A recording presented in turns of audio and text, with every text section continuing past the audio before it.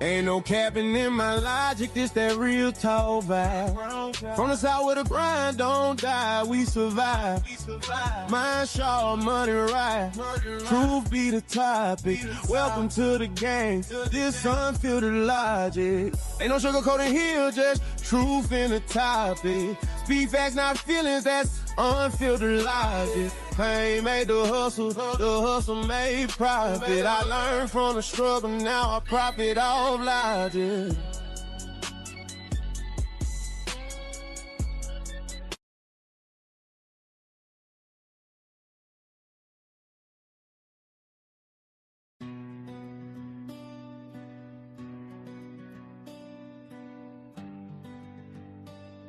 Real now.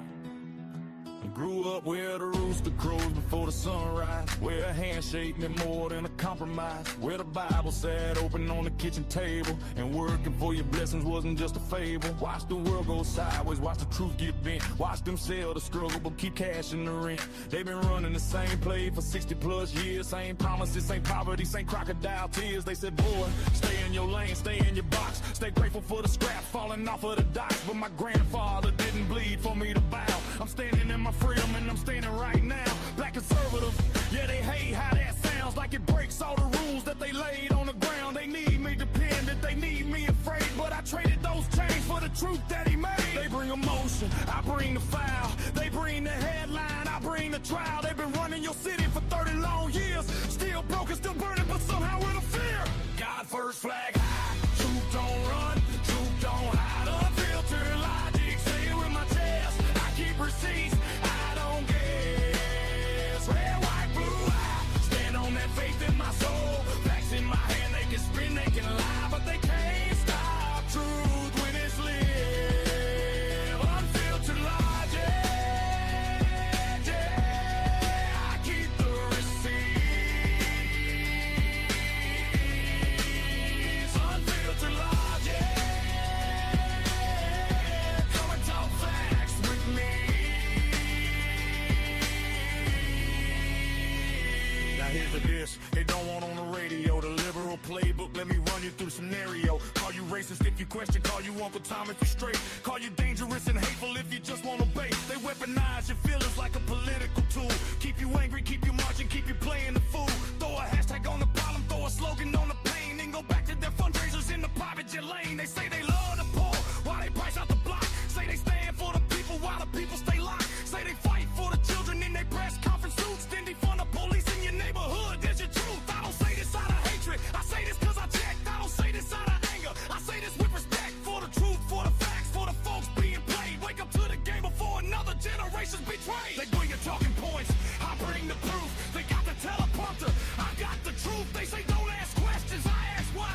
They say sit down and follow, I stand high. God first, flag high, truth don't run, truth don't hide. Unfiltered logic, say it with my chest, I keep receipts, I don't guess. Red, white, blue, I stand on that faith in my soul. Facts in my hand, they can spin, they can lie, but they can't stop truth when it's live. Unfiltered logic, yeah, I keep the receipts. Unfiltered logic, come and talk facts with me. This ain't a color war, this ain't left or right rage. It's about waking up and walking off their stage. They built the script, they wrote your lines, they told you who to trust. But the moment that you think for yourself, they act like that's unjust. God over government, always has been truth over trends. That's how we win. Faith over fear, that's the foundation. Facts over feelings, that's the nation. They told me think one way, vote one way, stay one way or else. But I read the history, I check the numbers, I prayed on the answers and I woke up from the slumber. I'm not their mascot, I'm not their mouthpiece, I'm not their token, I am free. Standing on trends, standing on faith, standing on freedom, every single day. God first, flag high, truth don't run, truth don't hide. Unfiltered logic, say it with my chest, I keep receipts, I don't guess. Red, white,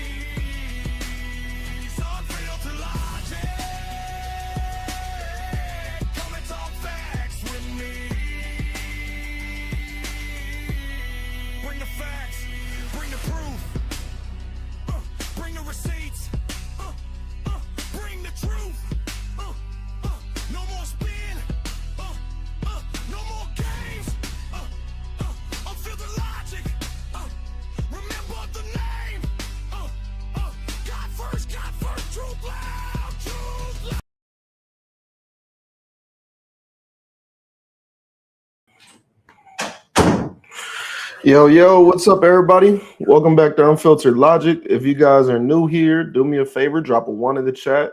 If you've been here before, go ahead and drop a two in the chat. Today, we're going to be talking about, the culture, where the culture is going, how it's been, what's the difference between the ghetto culture and the real black culture. I got Dom here with me, my boy here from my city. Let us know about you, man. What's your background? Kind of who are you, man? Well, as you said, my name's Don. I've been in Killeen since 2012, our whole adulthood actually, um, and I love Texas. Being here since then. I've been Yes, teaching sir. for about 8 years now, on and off. Just getting back into the school system last couple of years, and I'm a father first. That's number one. Number one, I'm a father first. Secondly, everything else. Yes, sir. I feel that, man. We was just talking before. Man, I got four of them myself, bro. It's crazy the things that kids will make you do. Yes, sir. Yes, I sir. I feel that, Man. man. But so I mean, I thought it would be good to talk about this with you, man, because not only are you black, right? You're part of it, part of the culture, but you also get to, actually spend time with the youth. You're in the school district. I know you said sometimes you even work with like ISS, different attentions. You get to see their behaviors, what they're doing, how they're getting better, or if they're not getting better, or if they are. You know what I'm saying? You get to really see a combination of all those different things in the position that you're in. And so I thought it would be good to, bring you up and we talk about this. Also, for everybody else out there, every Wednesday, what I'll be doing is I'll be doing probably one of my viewers will come up here and we can talk about something that kind of is in their field so we can get different perspectives on things. I've been talking about this for a minute, pretty much honestly, the whole time I've been doing content. But I think, honestly, man, the way the culture is, we're so integrated with this hip hop rap culture, this drug culture, this gang culture, man. Like, what do you think it is with the kids that makes them so drawn to that?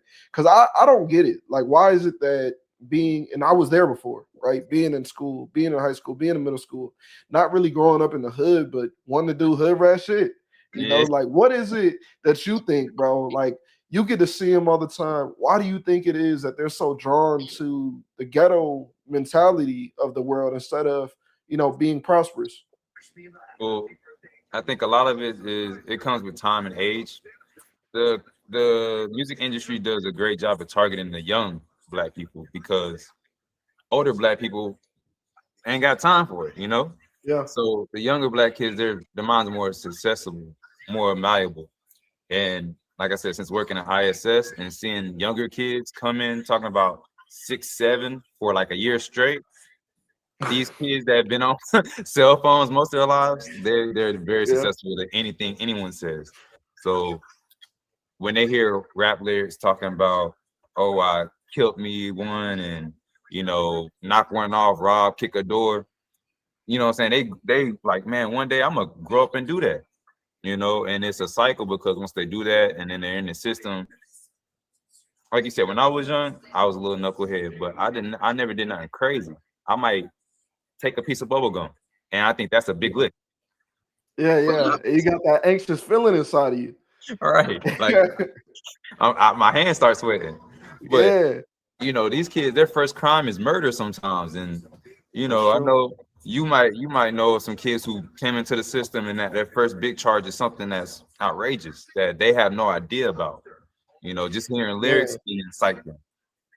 man, I tell you, I got friends growing up. I knew I played basketball growing up in high school, middle school, even elementary school, and I would be on different AAU teams and such things. And, just meeting different kids from different sides of the town and everything. And I became close with somebody on one of my AAU teams that, we was just hooping. I never knew that he was going to grow up and be, a murderer, a killer, or anything like that, right? Or, when you're 12, 13, you meet a kid, y'all have friendly competition, you end up being good buddies because y'all playing basketball together every day, getting each other better, whatever. And then come to grow up and find out, Not to mention his younger brother. His younger brother was like 2 or 3 years younger than me, maybe 2 years younger than, maybe 4 years younger than him, 5 years younger than him. And right now, well, his brother got incarcerated at the age of 15, and he'll never get back out. He murdered two people, you know. And what's crazy is that's just the two that they know about, right? Like just being around, I've heard about other shit. You know what I'm saying? And according to the law, once you kill three people, you're a serial killer, man. Like these dudes are real life serial killers out here before the age of 15, bro. Like it's insane that it could be before you even turn 15, before you even graduate high school. You ain't even get your driver's license yet. You ain't even bought your first car. You ain't did nothing. But you know how to pick up a gun. You know how to find a gun off the street because you're not getting it from your parents. Your parents probably too damn poor to even buy a gun. If we're being honest, you know, and if they do have it, they keeping it with them all the time because they playing gangster too. So it's Yeah. insane to see, man. It's just crazy, like how kids can throw their life away so quickly, so easily, um, you know, without it even meaning anything to them. Especially nowadays, man. Yeah, especially when the frontal lobe isn't even, what I'm saying, it's not even all the way developed to you're in your 20s. So they're coming up with ideas and making memories and thinking that that's the life they're going to live at 15 instead of Yeah, realizing like, man, one day you're going to have to make some money and the money that you make is going to be taxed. And right. so, what I'm saying, instead of thinking, and you know what? I would say probably at 15 years old, I didn't have a man in the house, so a lot of things I had to figure out on my own. But thankfully, my mom and Okay. dad was married for the first 8 years of my life, so I had a foundation. Okay. But Okay. Yeah. kids who never had a father in the home, I feel like even a step further behind me, to where you don't even know what your role is as a person, being a man. So they hear Yeah. that music and think that's what being a man is, being tough, and not understanding that it's tough to provide every day, it's tough to protect every day, it's tough to do this every single day. That's the way the toughness comes in. Yeah, yeah, and that's the value of a real man. Like a real man is not about how much violence you can harm, how much violence you could do on somebody and inflict harm on somebody. It's about what you could actually do to put people in positions of power, and in Mm, success. A powerful person isn't the person who lifts all the weights and punches the hardest. Powerful person is the person who can make everybody else have success in life. You see the Elon Musk, Bill Gates, different people like that. They're where they are not because they can knock everybody else out. They're not Pacquiao, you know what I'm mhm. saying? But they can put people in positions to change their lives, and that's what really separates. When you're young, you think power is being brute. You think it's force. You think it's being the strongest in the room, being the most talked about, having the most clout. But as you get older, you start to realize that's not power. That's weakness. That's Mhm. weakness. That's showing that you have to be. You're exposable. You're disposable enough to your own self that you'll put yourself in those positions, in those places, to where you could be taking your own self out of here, getting yourself put down at the bottom of the totem pole, being locked up, having to get back out, going through the cycle all over again, building up from scratch. And I see people like that all the time. I had a cousin who was locked up in the prison that I worked at. That's what Jeez. I'm saying, man. So it's like it's disappointing. And then even when they get out, a lot of them, if they don't do more than five, like a lot of people, when I worked at the prison, we all knew if they don't do more than 5 years, they're coming Uh, back because now they think they learned the game and they think, oh, I could do another five. But it wasn't that bad. And it becomes a mentality that they have instead of actually wanting to get out of the system that they're in and get out of the rat race. Like in your generation, my generation is a little different. In your generation, people, they did what they did and then they wanted to get out of the streets. They wanted to get away from it. In my generation, they do what they do and they look at that as like an excuse to get deeper into it. Like, oh, I'm really like that. It's crazy. It's yeah. insane. And then Well, you I mean, start to see it. yeah, being It's like, born in the back end of the '80s, I feel like a lot of the guys I did look up to when they did come home or when they made it out there, that was like oh, you messed up, you was a bonehead, you know, yeah, you know. But now like you said, the culture congratulates people when they come home more than people who come home from doing 4 years of college. You know, Man, I'm talking about. my freshman year coming back from Chihuahua University, I didn't get no love at all back home. But Yeah, you come back from college, they don't care. but one of my counterparts that I went to school with, man, my partner, man, grew up with him for years. You know, he came Yeah, home and they had parties, cookouts, the whole neighborhood turned out for him, man. And I'm yeah, like, yeah. you know, maybe I need to go to prison. Boy, man, I'll tell you. And that's what I used to think too, bro. So like I was around some people who like, I was really in the mix, bro. Like I really was. I'm not even gonna lie and say I wasn't. Like I really used to get into a lot of shit. But once I turned 18 and I started working at the prison, I instantly snapped all the way straight. I said, this ain't no place for no man, but I would see people coming home from prison and just like you said, they were celebrating. I go to the club, we got a section, whoopty whoopty whoop, everybody popping bottles. You come out a little bit stocky. A lot of them would try to be in competition with me. You know what I'm saying? They're like, oh, I'm finally bigger than you now. Nah, nigga, you not. That's some penitentiary muscles, nigga. It's not the same. Hey, and then, but the point is, they come out and they'll be celebrated. It's, my nigga just got out. Yeah, that's a real nigga. That's a real nigga. But like you said, people come back from college all the time and they don't think nothing of it. And they don't care nothing about it. They look at you as a square. Ah, lame ass nigga.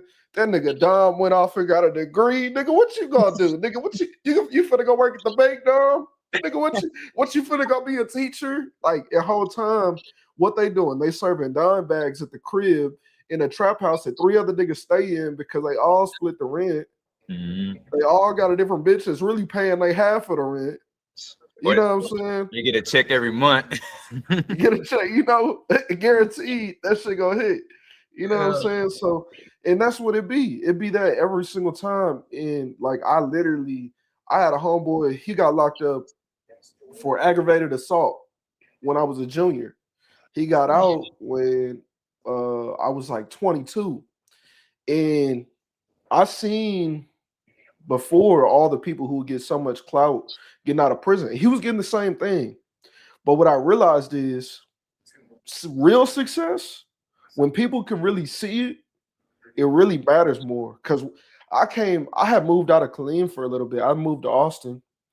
I went there, built my business, grew, got me a brand new truck. Everybody else my age, I'm 20 years old at this time. Everybody else my age is driving around in Honda Civics that are 09s and 010, in 2010s, and I'm pulling up in a brand new 2020 truck. Like people was like, damn, what do you do? What do you do?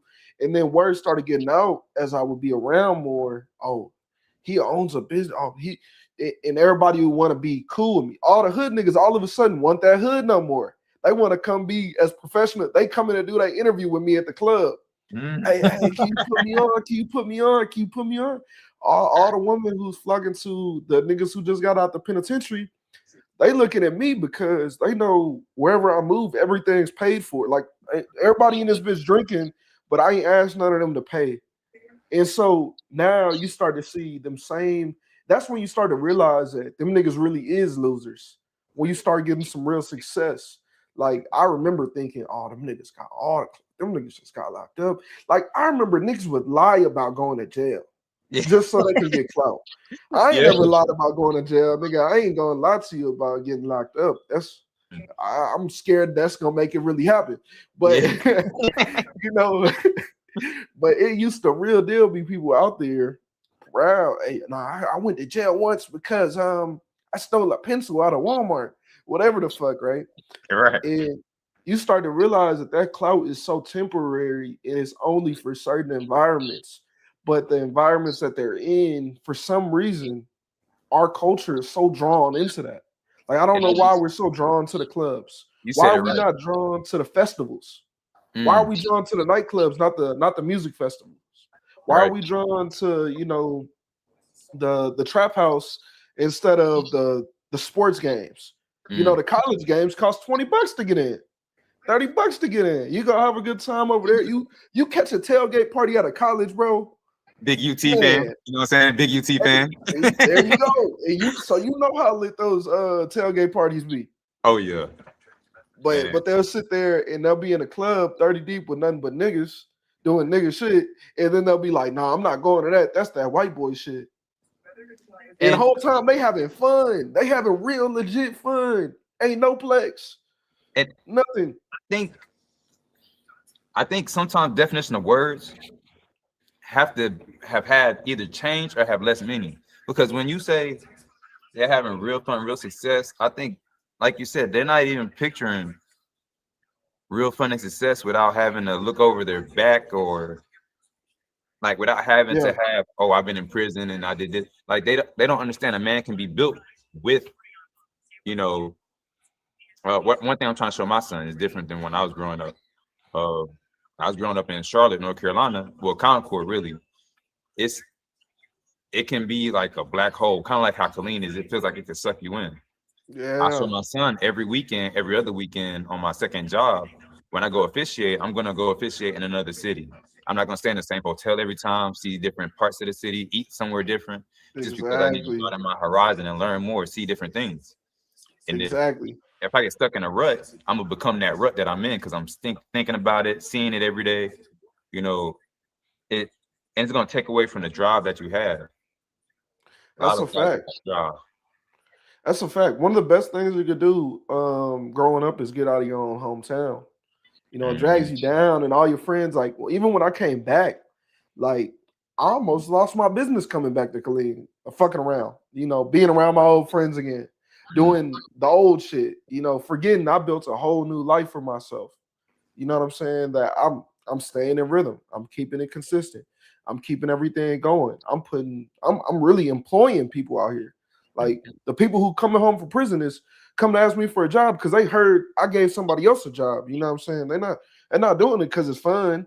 You know, to come ask the nigga who you probably was in competition with throughout school because the nigga wasn't worried about nothing you was doing and you thought you had clout.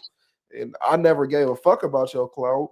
You probably didn't like me. Now them same people will come around and act like they my best friends.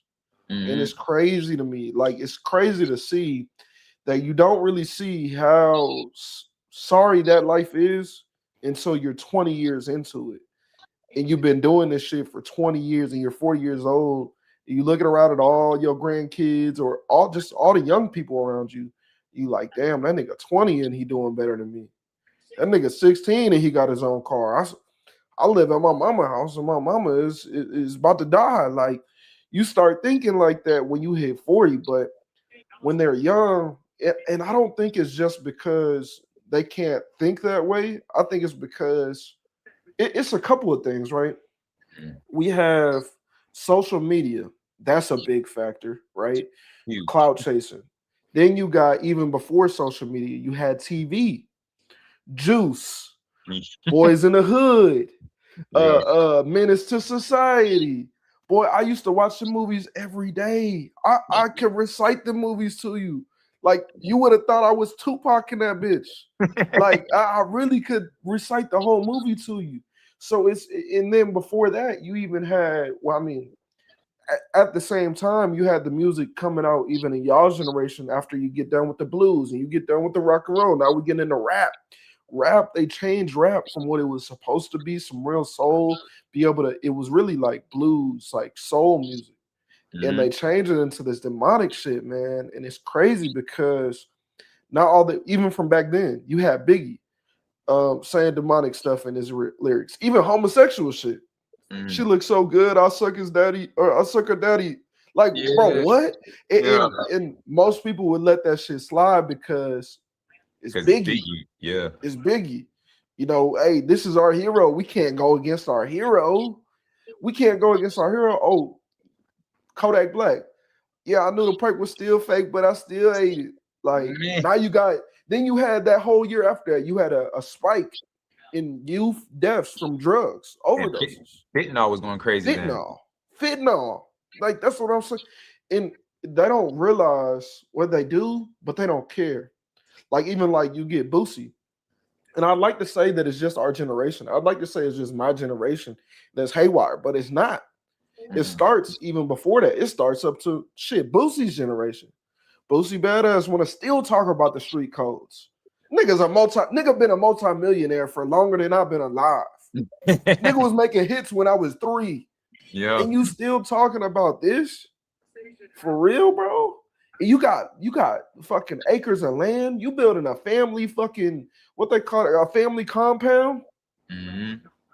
Bro, I heard someone say it.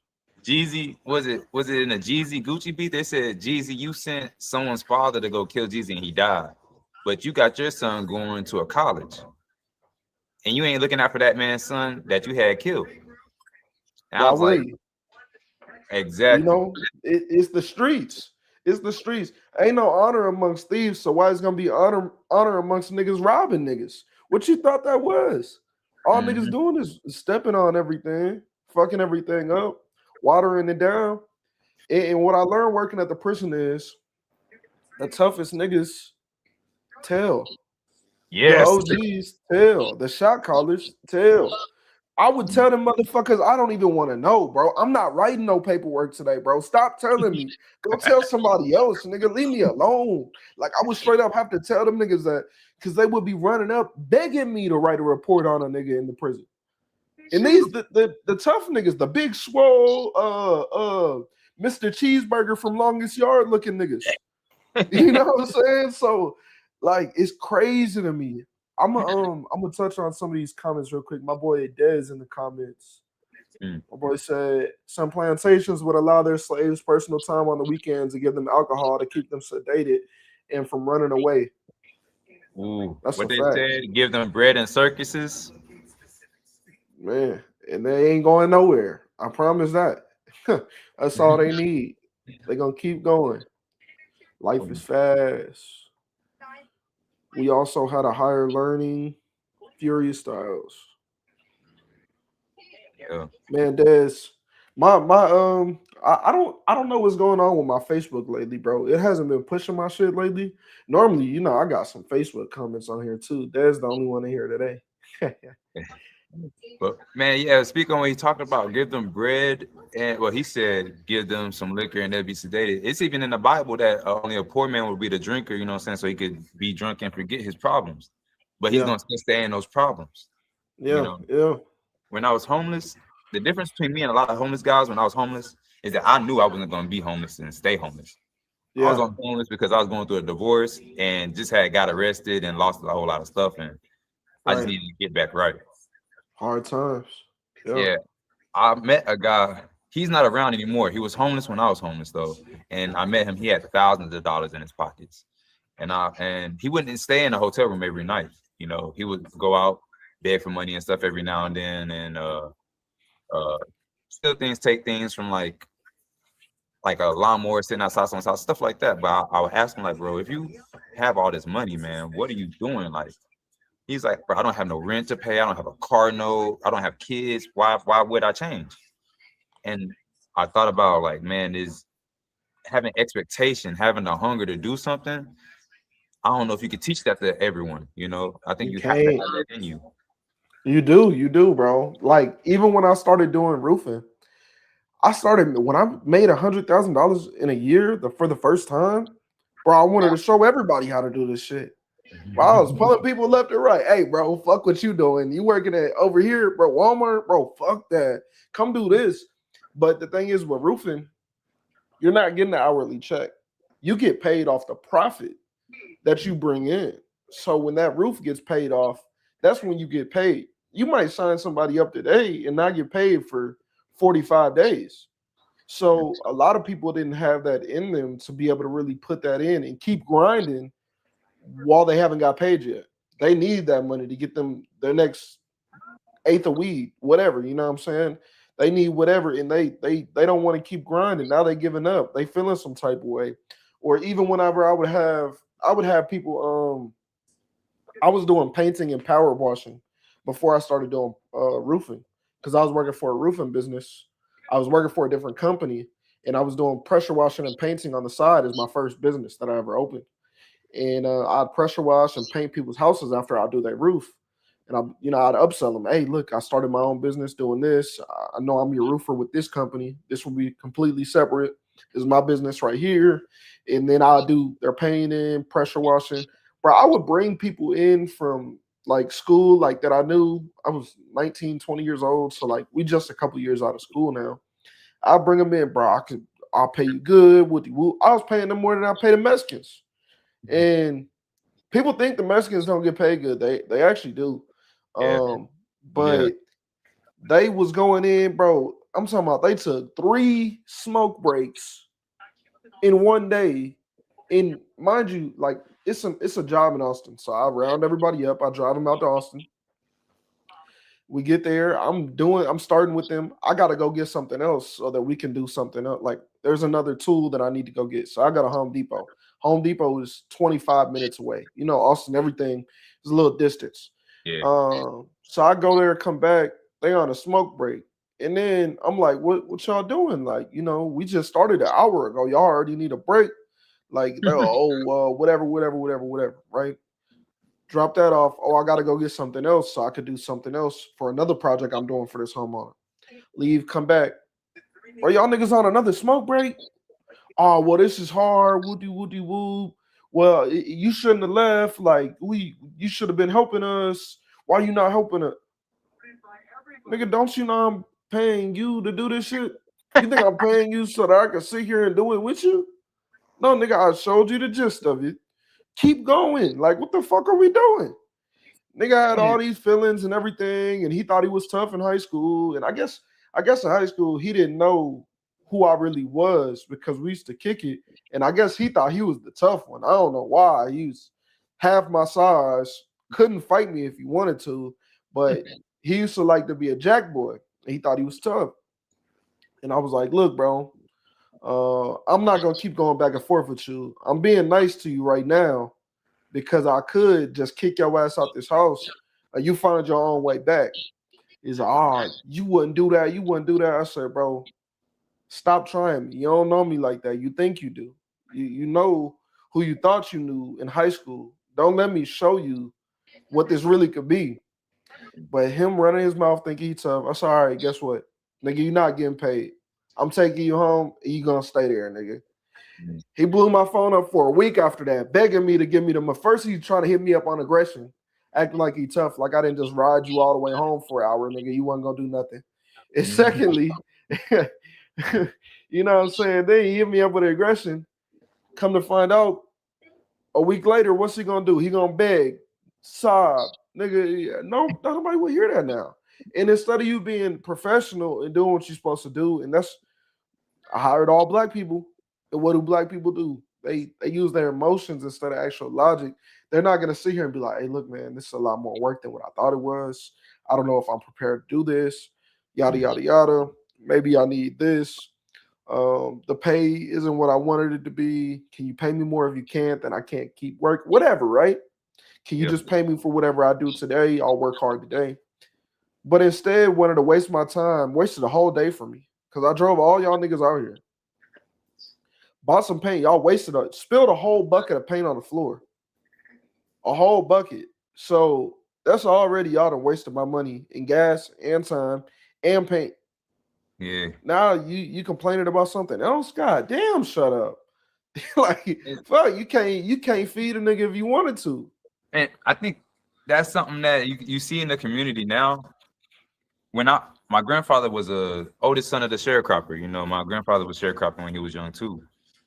Yeah. So I grew up working. My first job was construction at 12 years old. I was helping my uncle. He's a contractor back home. And I was doing something like I was 12 years old. So of course I'm not doing no smoke breaks or anything. But at 12 years old, I understood like, man, this work is too hard. It's really a lesson to teach me how to work through uncomfortability, being able to do something even though you can't do it, figuring out a way, problem solving and stuff. So, you know, the whole crew spoke Spanish. I was the only dude who spoke English. He dropped me off. That's how it's always gonna be. Yeah. But he dropped me off in the middle of Greensboro. Or Stockdale. Not Greensboro. I think it was in Greensboro. Yeah, we were working on a building. It was I was 12, 13 years old. Drops me off, leaves, comes back. He's like, man, and he comes back after 2 hours, like, how's the work been? I'm like, man, I can't do half of the stuff these grown guys are doing, bro. Like, what are you doing? He was like, see, you want to, because at that time I was a little knucklehead. I was back talking to my mom a little bit, talking about I wanted to jump in the streets and stuff, because I went to high school at 13. I was pretty young. And Okay, yeah. I thought I was going to do all that stuff. And he showed me differently, like, man, you can't provide for yourself if you was by yourself. Yeah. And that's when I realized, like, man, that gang stuff, all that, man, I'm gonna sell drugs and do that. A lot of them do that in groups because they scared of police, scared of other black men, scared of accountability, you know what I mean, for what they're doing. And I had to learn that young, because being the oldest son, and like I said, having to help my uncle out and being around my grandfather, who the first one of a sharecropper, that man was tough, bro. Like, he ain't play no games. So I learned quick that I needed to hold myself accountable for things like that, instead of crying to boss man about, oh, I need a smoke break. Like, what, man? If you don't get up and get some work done, because your kid's gonna be hungry, and who you gonna blame? That smoke break. You look at that pack of cigarettes. Look at them Newport shorts. Man, blame them. Tell your kids, my bad, I needed a smoke. Right. And that's what it be like. It's crazy to see how many people nowadays don't want to do anything. And that's kind of what drove me more. Like I'm very conservative, not just because I woke up one day and was like, yeah, everything that the right says is the right way. It's the fact that when you look around and you see who's on the left or who's on the right, you start to realize all the pick-me's, all the I don't want to work, I just want some handouts, all the give me this, give me that, I don't want to do that. They're all on the left, bro. And it's like they go with the same narratives because they've never worked for anything. They never did anything. And I know you're not really on a political side like that. But for me, I'm really not either, bro. Like I speak more on being a conservative and a Republican because that's the party that I think represents me the most right now with my morals and beliefs. I grew up in a 2-parent household. My dad was in the military, retired military. My mom was a school teacher my whole life. We was a Christian household, like I went to church. I believe in a man and a woman. I believe in family. I believe in God. I love my country. I love everything about it. Like my brother, my sister, my brother, my father, my uncles, my aunts, they've all went out and fought for the country. Why would I not love a country that my own blood has been, not my personal blood, but my bloodline has shed blood for this country. Like, this is something that I can't understand why so many people would hate where they live, and it's the greatest nation ever. The history is the history. If you went back and found out all the facts about everybody in the Bible, are you gonna stop reading the Bible? Like if you go back and look at it, like most men favored by God have multiple wives. I'm just gonna keep it real with you. So if we're picking at everything anybody did in history, if we're talking about slavery is why America isn't a great country, if we're talking about whatever those little things, man, we're looking at the wrong shit.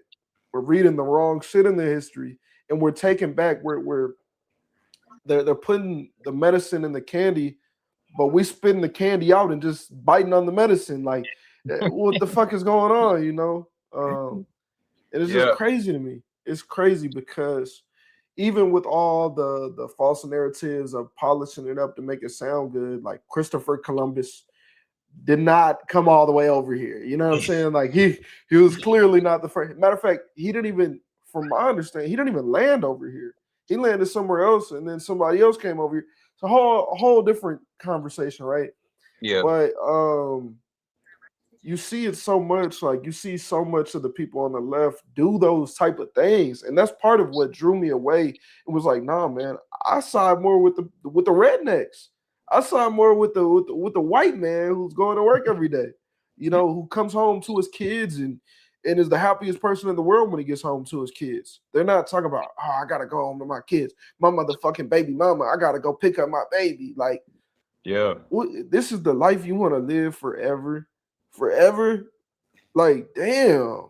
And like I said before, a lot of things are, I'm not gonna say it's a generational curse, I believe in generation curses, but I'm thankful to see that for those first 8 years, my mom was married.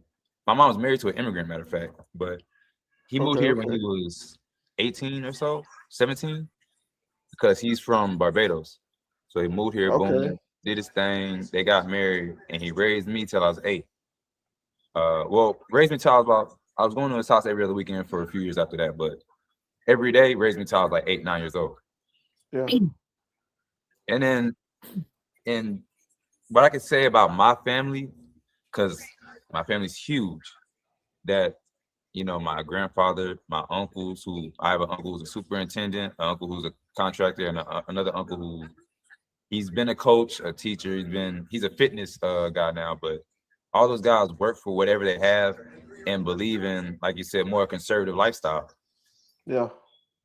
My mom is their sister, and my closest cousin, his mom is also their sister. So when we was growing up, all my uncles, they moved away, got their homes, did their things. My mom and my auntie stayed where they're from and shared a lot. Yeah. So I seen more of a social net when I was with them, more of a socialist, more communist type of vibe when I was at home with my mom. But Right, when I right. had to go to work and be around my uncles, be around my big cousins, it was more like okay, I see the man is more conservative, the woman is more liberal as far as the household is concerned. And I feel like there's a place in America for both, of course, because like you said, I'm not leaning either way, but I feel like each one definitely has its place, especially with now, like right now, liberals are pretty teed off about a lot of things that go through with Trump legislation and all that. With Or like anything, honestly. yeah, Anything with anybody Republican, they're pissed off. anything I right mean, now. they're But I feel like emotionally driven. that's why the climate's hot for them. They want to blame everything Republican. When in reality it comes down to being accountable for what you believe in and what you do with what you believe Yeah. in. And that's where I feel like, yeah, you're right with that. However, there is a place for it where being raised by a black mom from I would say 10 to 17, because I left when I was at 18, 10 to 18. I had 3 younger siblings who they were getting money, saying they was we was getting child support, but their clothes was more paid for than mine. I would have Yeah. to go and work, you know what I mean? My mom has 4 kids by herself and she just left a women's shelter, you know, Yeah. Yeah. working part-time. So like I said, I being a knucklehead, oh mom, I can go sell drugs. We out here in the city now. I'm not in the country with Papa and Granny and them. She sent me to work with my uncle for a weekend. I said, you know what, man, that working stuff is tough. I need to just That get a shit job. hard. Hey, working at McDonald's sounded real good after that. Man, I'm telling you, like seeing like Boy. those guys from Mexico have to come over here and do what they were doing. And then they're doing like they would do meth and then put up a house. I'm like, bro, that's not what I want to do with my life. No, sir. No way. And so like I had a different but similar like so my mother, she was white, right? And naturally a white woman married to a black man is gonna be a what? That's A scary. liberal. Yeah, that's scary though. He said it's scary. Man. Like I grew up, like I remember, so I was born in '01. When I was 9 years old, Obama was the first black president. You know what I'm saying? Like that was, I remember the way the world was back then. I remember how the whole world was like it felt like we just accomplished some shit. Like it felt like we was really on top of the world. Like there was not a black person in the world who was upset. Like mama could have just died. Obama got elected, nigga. Like Obama, bro. We got a black president.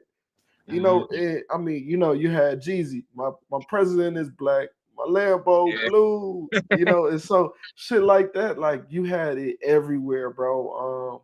And then my mom, I remember asking my parents one day, like, what's the difference between a Democrat and a Republican? Like, why, how come when you vote, like, because we had a sign in the yard, Obama, vote, you know, Democrat, vote for Obama. And I was like, what is a Democrat?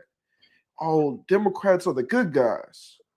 The good guys, yeah, they vote. They're the ones for the people. You know, Republicans they don't like black people. They don't like black people, you know. And growing up, that's what I thought. I thought that up until I was about 16, 17 years old. I never really paid too much attention to what Republicans believed in, what they said, what they actually said. I heard about what other people tell me. Oh, Trump said there were, you know, at the time it wasn't Trump, right? I was a little bit younger. Trump got elected when I was like 16. So round 16, when he got elected, is when I started paying attention a little bit more. And I started realizing, like, I didn't know what Republicans cared about. I didn't know what they ran on. I didn't know what they had to say. I didn't know anything about them. All I knew was Democrats are for black people.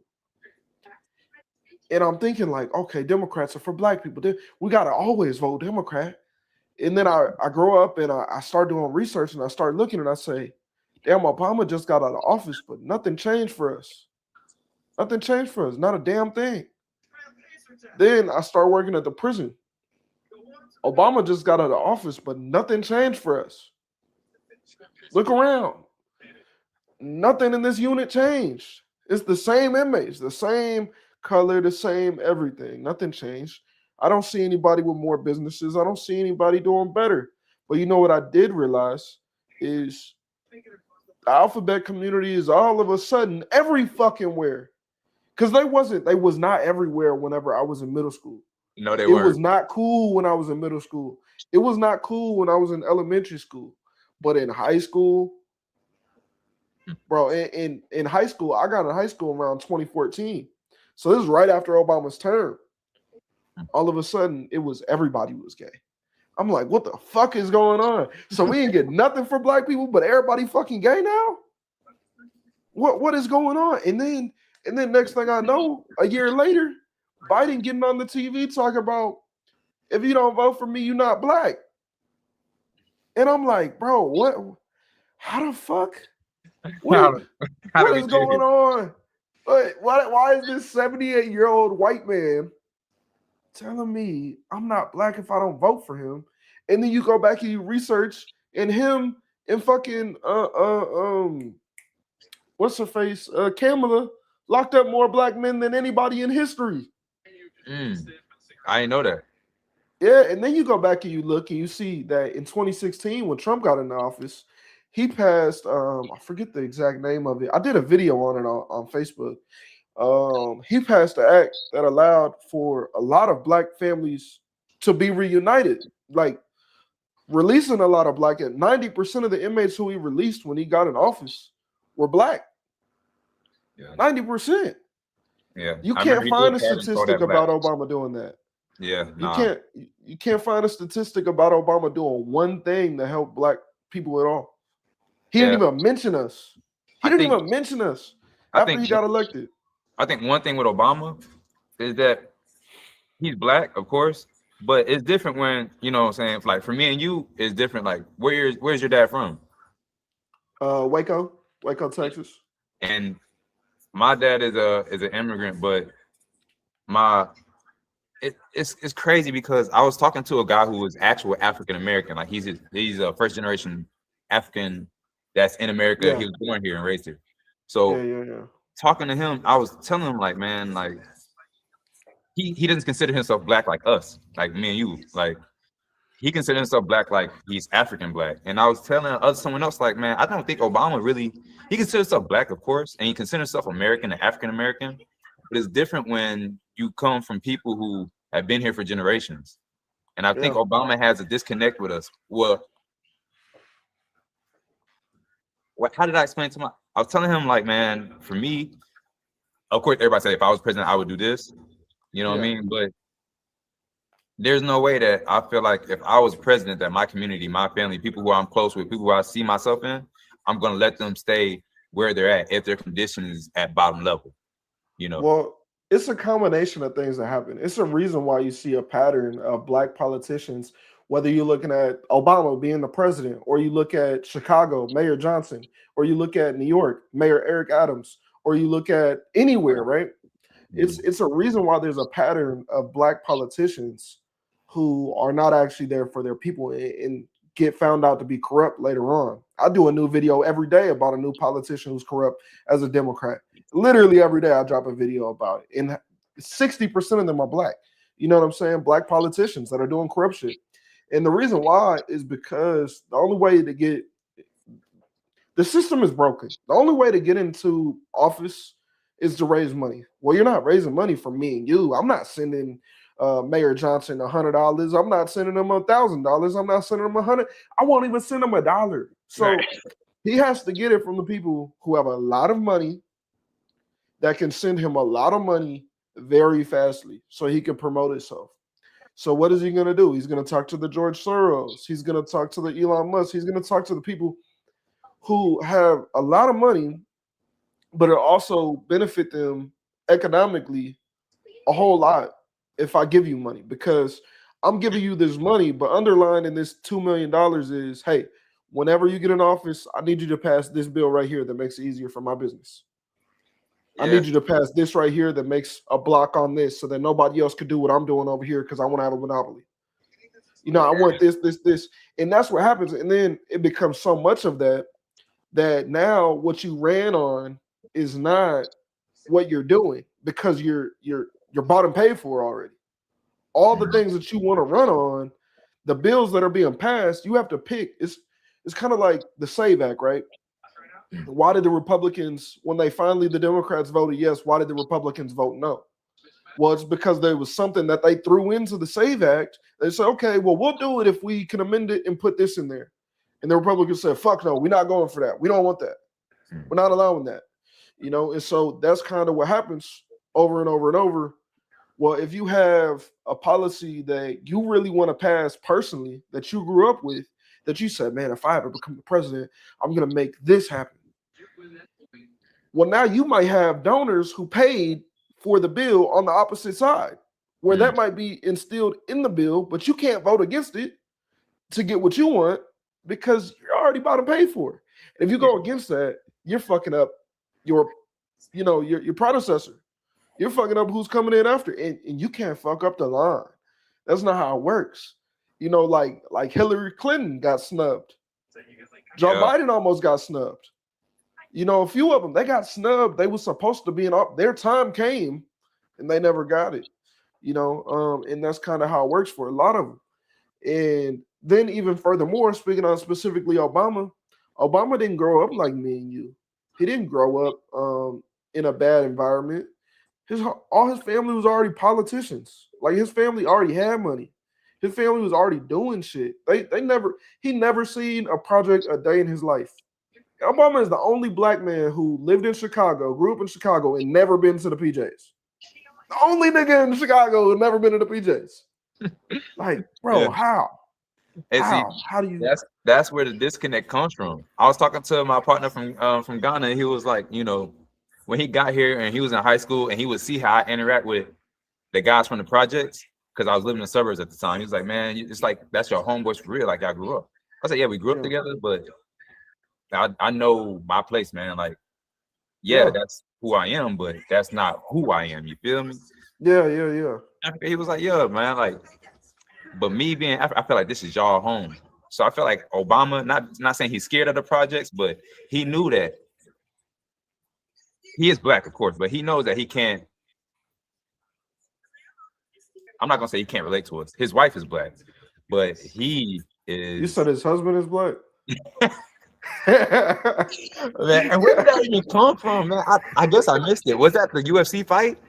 Nah, it's been a thing for years, bro. I've actually been saying it for years because, bro, it's a whole trail to it. But I mean, okay, I worked in a prison for some years, man. You know how you could tell the difference? Men have wide elbows. See how wide my elbow is? You know, when you see a woman's elbow, it's gonna be narrow and petite, right? It's gonna have a little pinch in it. You got me scared to show my elbow right now, man. Right? You got me scared. Hey, look, and then you're gonna see a man's hand, and it's gonna have some veins on the back of that bitch. Oh yeah, for sure. You're gonna see some thickness in your finger. That bitch gonna look like a sausage, not like a toothpick, right? Like when you see a woman, like women are more dainty. You see their feet, you see them big ass fucking feet sticking out. And the bitch is taller than Obama. The bitch is 6'4". Like, you know what I'm saying? So, and then on top of that, what other incentive? And this is what really gets me. Like, I started thinking about it some years ago. What other incentive did Obama have to push the alphabet community? Why else would he have did it? And then, not to mention, Obama. There was a whole scandal that has actually, like, this is a real thing. Obama's chef that was found dead in the lake next to the White House. Yeah, I heard about that. The homosexual chef that apparently Obama had something going on with him, and so he had him killed. Yeah, it was like apparently the chef had started to talk about it, and then he ended up dead. So that's what I'm saying. It's like different things. It's like, okay, it all makes sense. Like if you start putting all the different pieces together, it's a conspiracy, nonetheless. But it starts to make sense, bro. It starts to make a whole lot of sense. And then there's even stories about how every time the Obamas go out on vacation with their kids, this other older black couple comes with them because they're their real parents. And yet, sure enough, every vacation you see, there's the same two black people in the same couple.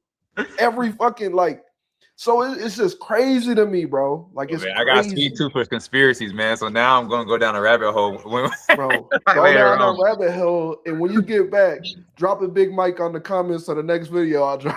And that's how I know you done went down the rabbit hole.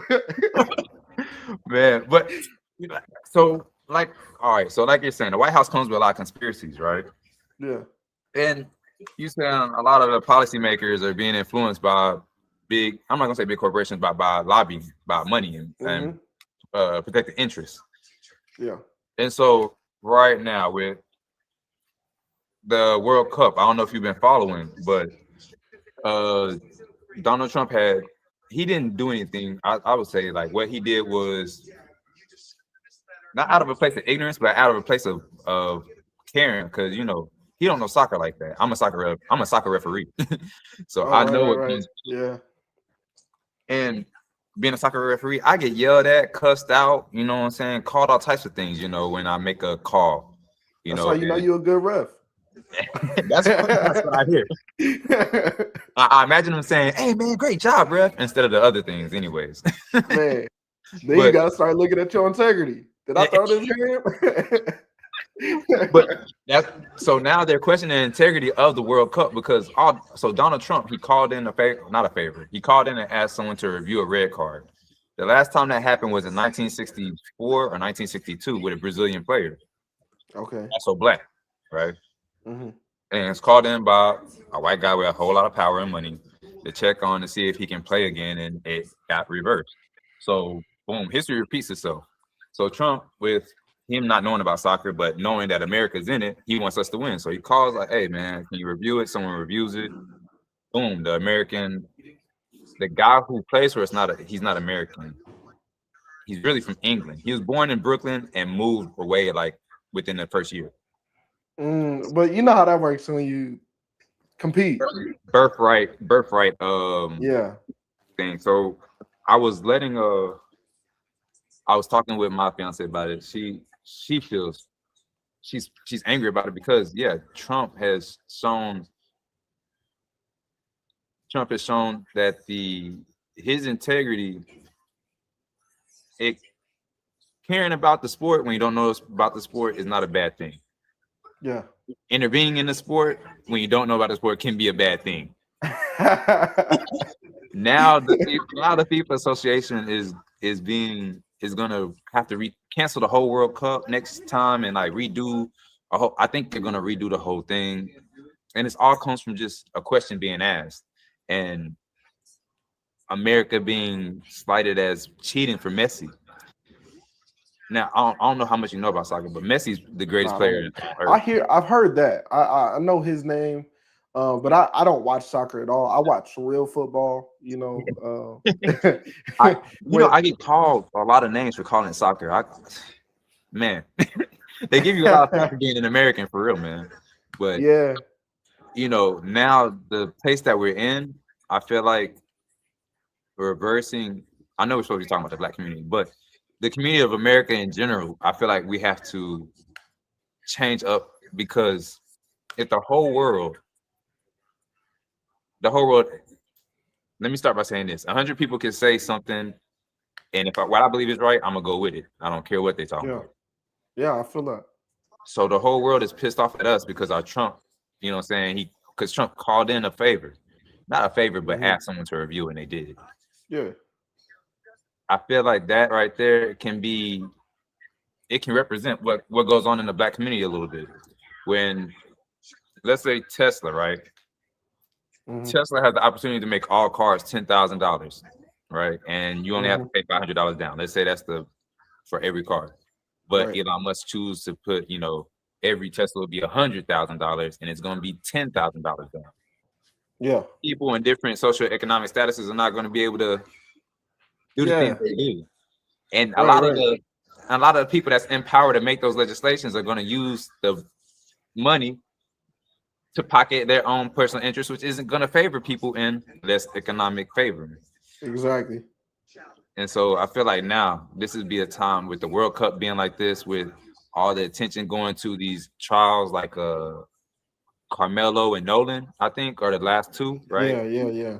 Like those are times now where we could take time and do things that the Obama administration didn't do and look at the black community and do things ourselves, since Trump is already busy with a whole lot of other things. Yeah. And so there's two things you said that I have to challenge, man. So the first thing, right? I have to say I don't think that's Trump's fault. If you are the owner of whatever the fuck the soccer league is called, FIFA, whatever it's called, you're the owner of it. The National Soccer League, whatever, right? I don't even know what it's called.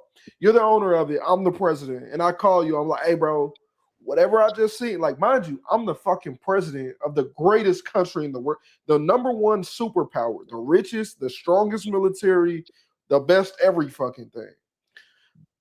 I feel myself all day, every day. I'm running around making moves. Hey, you can't get into the parking spot? Okay, let me make a phone call. I'll have her move 12 cars. You can park in all 12 of them spots if you want to. Like he makes those moves all day, every day. And so with that being said, if I call you and I say, hey, can you do a review? And all you got to do is be like, no.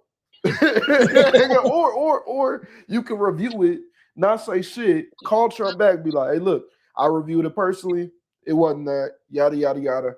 I wouldn't BS you. I would review it out publicly, but it would make a whole fuss. Well, the thing is, it's that simple.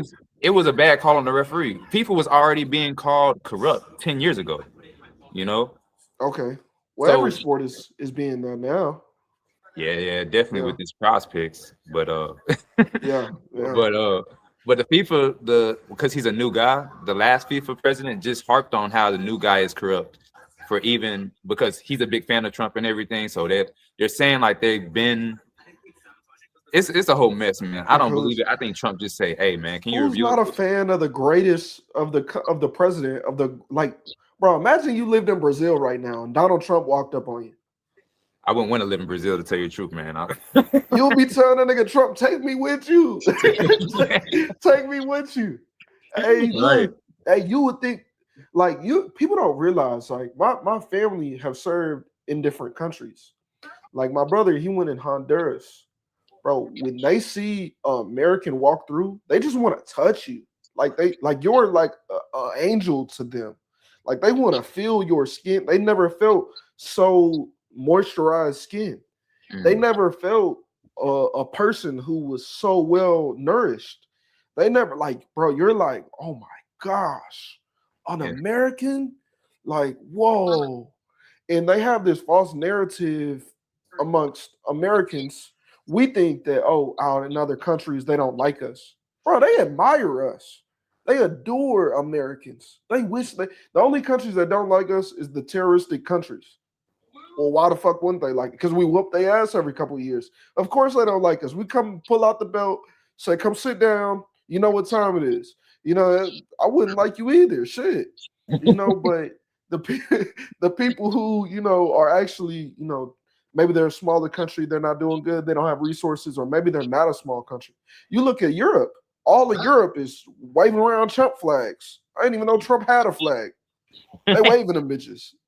You know, like, and I do this shit every day. I'm not MAGA, but people think I am.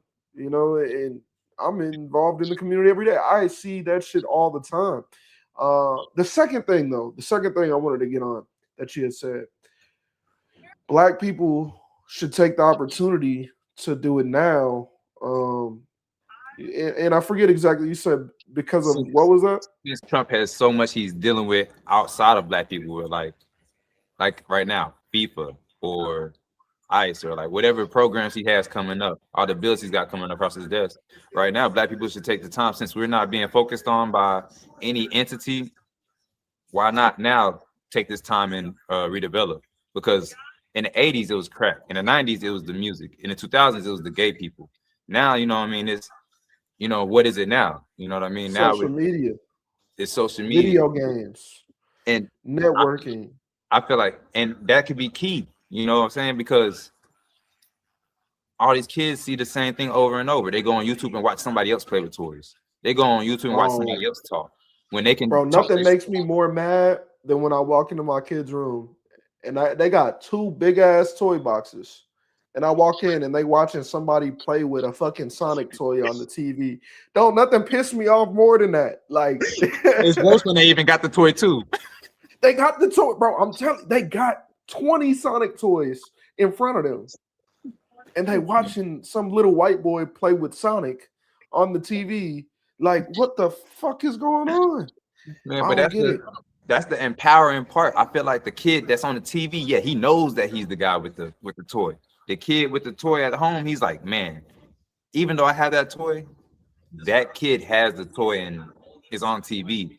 And it's so crazy that kids don't understand, man, you can be on TV too. You can record yourself, and you know, they don't understand, like, you have to have the gumption to do it to be able to do it, you know. Yeah. And that's one thing that blew my kid's mind whenever, like, I started doing YouTube and I put it on the TV to watch my own stuff. Like, Dad, you're on TV. Yeah. I'll be like, yeah, I am on TV. It is crazy because, like, their mind is blown. They're like, how the fuck did you get on TV? Like, that's crazy. Like, you know, so because Dad is so close to them, man. Like, Dad is, even though Dad is a superhero, you're the closest thing to them. They think you're still your dad. So, like, my son, I took him to, you know, Condor Park in Killeen. Yeah. You know how it gets over there. It's pretty rough. Yeah. But my son's always seen me as a softie. You know, I don't really put my hands on my kids. I don't really have whooping or anything like that. I just talk to them, you know, try to show them things and everything. But when I was at Condor, they seen a different side of me, to where, you know, saying someone challenged me, and I let them know, like, man, I'm not one to be challenged. And if it goes any further, you know, I hope the best for you. And that was the first time my son ever, it happened. Matter of fact, it was a few weeks ago. My son was out there, and I had to apologize to my son because he's never seen me even be angry like that. I had to explain to him, like, man, my power doesn't come from being angry, yelling at somebody at all. It comes from my intent and being serious and being prepared. You know, a lot of I'm not being swayed by another man yelling at his emotions or what he's aiming at. You know, I already had I had an objective to get back home before I even came out there. Yeah, so it's all about restraint, you know, your preparation, and, you know, being intentional. You know, you got to intentionally do things. You know, that's where your strength comes from. It's not from being the loudest person in the room. That's the person getting knocked out the quickest. You know. So have you seen Condor Chronicles? I've been seeing a little bit of it. I've been seeing I guess like a Tato dude or something been posting it lately. Yeah. Yeah, man, that's crazy, bro, because that's our community, you know what I mean? And no, not to those guys. I've been in Killeen for years now, and a lot of those guys I'm cool with, you know, a lot of background guys I love. Same with me, So being out there and seeing guys get emotional over the game, I understand where it comes from. If you're going to work, you're stressed out by your baby mama or whatever like that, might be a little bit hungry, you come to hoop, you might yell at somebody because you're angry, you know. But if you go out there with everything that you have in life and you're happy about whatever you're doing in life, I promise you're not gonna go out to a basketball court looking for a problem. Some bullshit. You know. So, and that's exactly it. It's a community problem where if it's, I'm not saying being put on camera is a bad thing because yeah, everybody needs a laugh.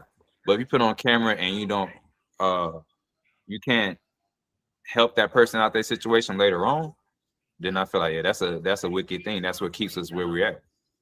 Yeah, yeah.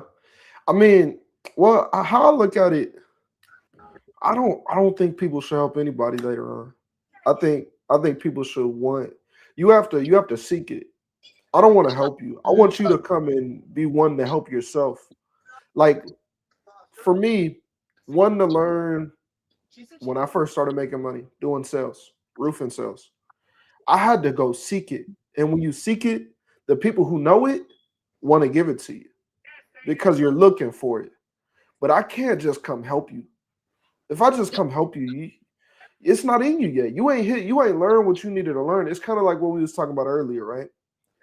These people that I wanted to help, I wanted to put them on. I wanted to teach them how to make good money. Like I could give you an opportunity to make double what you're making right now. But you're not looking for that opportunity. You're not looking to prove yourself. You're not looking to not just prove yourself to me, but prove yourself to yourself.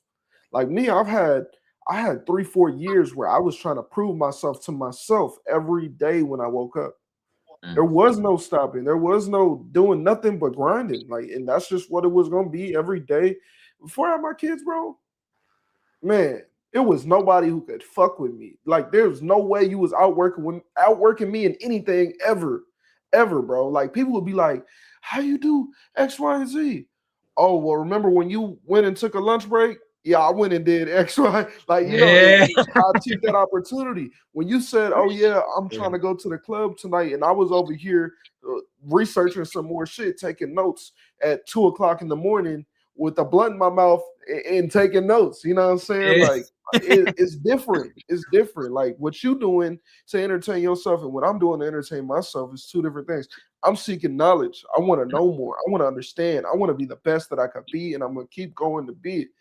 You are trying to enjoy some shit. You trying to feel good. I feel good when I'm a motherfucking boss. I feel good when I walk in the room and everybody got to answer to me. I feel good when I walk into the spot and everybody know I'm the motherfucking man that makes shit happen. I'm not the one who run around talking about what I want to do. That's what make me feel good.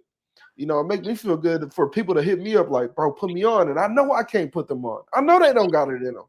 But I'll still give them encouraging words and guide them in the right way, even though they're not hearing it.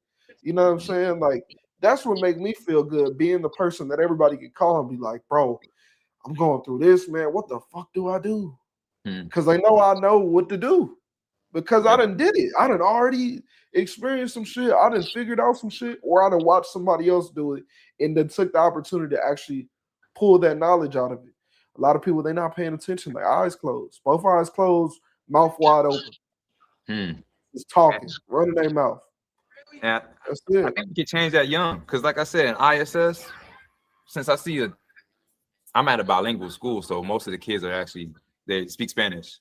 It's type of Latino, Hispanic, and most of the kids I get, mind you, they're male. It's an unfair population, so I get a lot of Spanish-speaking kids. But I get a lot of brothers too. You know, a lot of the black kids. I don't get a lot of the. Definitely, you always gonna get that in ISS, right? And I always have the same conversation with every single one of them. Like, you know, first thing I ask them, what did you do to get here? You know what I'm saying? Why did you do it? And then I let them chill. You know what I'm saying? Let them think about it and all that. The second thing I ask them is, what do you want to be when you grow up? Because yesterday I just found out one of my friend's kids wants to be a Walmart employee. And you know, being an adult, us being grown, we know like, okay, what, $15,000-$16,000 an hour? You know what I'm saying? Yeah, you don't want that. Right. But being a kid, he's only 7 years old. He sees Walmart as a place with everything. You know, if you don't have a lot in your house, you're gonna think Walmart is like that, you know. Yeah. And it was a sad revelation I had yesterday, man, because I was with my son and him. They're the same age, and I was my son. Hey, what you want to be when you grow up? What you want to be when you grow up? Like you. My son said he want to be like me. Yeah, you know, that's what it's supposed to be. You know, it's crazy because And my son see me work all the time. Like I have 3 jobs. You know, I work for the school district. I'm a soccer official. I do Lyft. I'm starting my own mentorship. It's a 501(c)(3) that I got an LLC for, but it's not. I haven't put it to work yet. You know. Yeah. Let me know, bro, because I'm actually working towards doing some things. So we'll have to chop it up more about that later. Oh, for sure, man. Yeah. But yeah, seeing these kids without the ambition or with misguided ambition, I think that spills over into who they become while they're 12 years old, while they're 18, while they're 25. You Yeah. know. Yeah.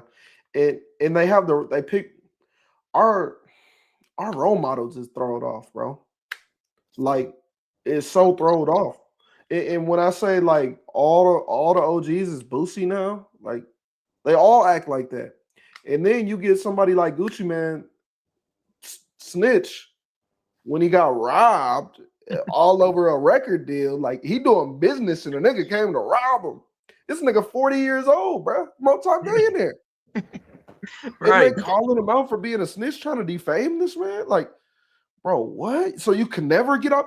I thought you was supposed to get out the streets. And I thought it was, this and that's when they it's a changed it to trap. trap. It's a They trap, changed man. it to trap music. It ain't street music no more. It's the trap music. Mm-hmm. That's what That's it one thing is. I had to learn too, man. I had to when I stopped being cool was when I started being successful. It Yeah. was when I was matter of fact, my when I got with my kid's mother, uh everything was perfect. I was a substitute teacher, go to work, come home. The next day she would go to class and come home. Next day I go to work, come home. We had everything perfect planned out, you know what I'm saying? I had the Yeah. kid, the boy and a girl. I mean, a girl and a boy, had the American family and everything. But me being a man who never seen my father be with my mom after the year of 8 years old, you know what I'm saying? I didn't know how to manage a home like that. So I'm Yeah. out here cheating. I'm out here smoking in front of the, you know what I'm saying, not giving her the attention she needs when she wants it. I'm out here, uh, mind you, I'm going to work paying the bills and stuff, but there's way more to being a man, way more to, you know what Yeah. I'm saying, holding the To lead the household. household. Yeah. Yeah. And I was being held accountable for it without even knowing it. So Yeah. it took me messing up, you know what I'm saying, to even get to where I'm at now. And seeing people my age, 35 years old, who are still in that first phase of not even knowing how to even buy a home, you know what I'm saying, not knowing Yeah. how to even get an LLC or anything like that.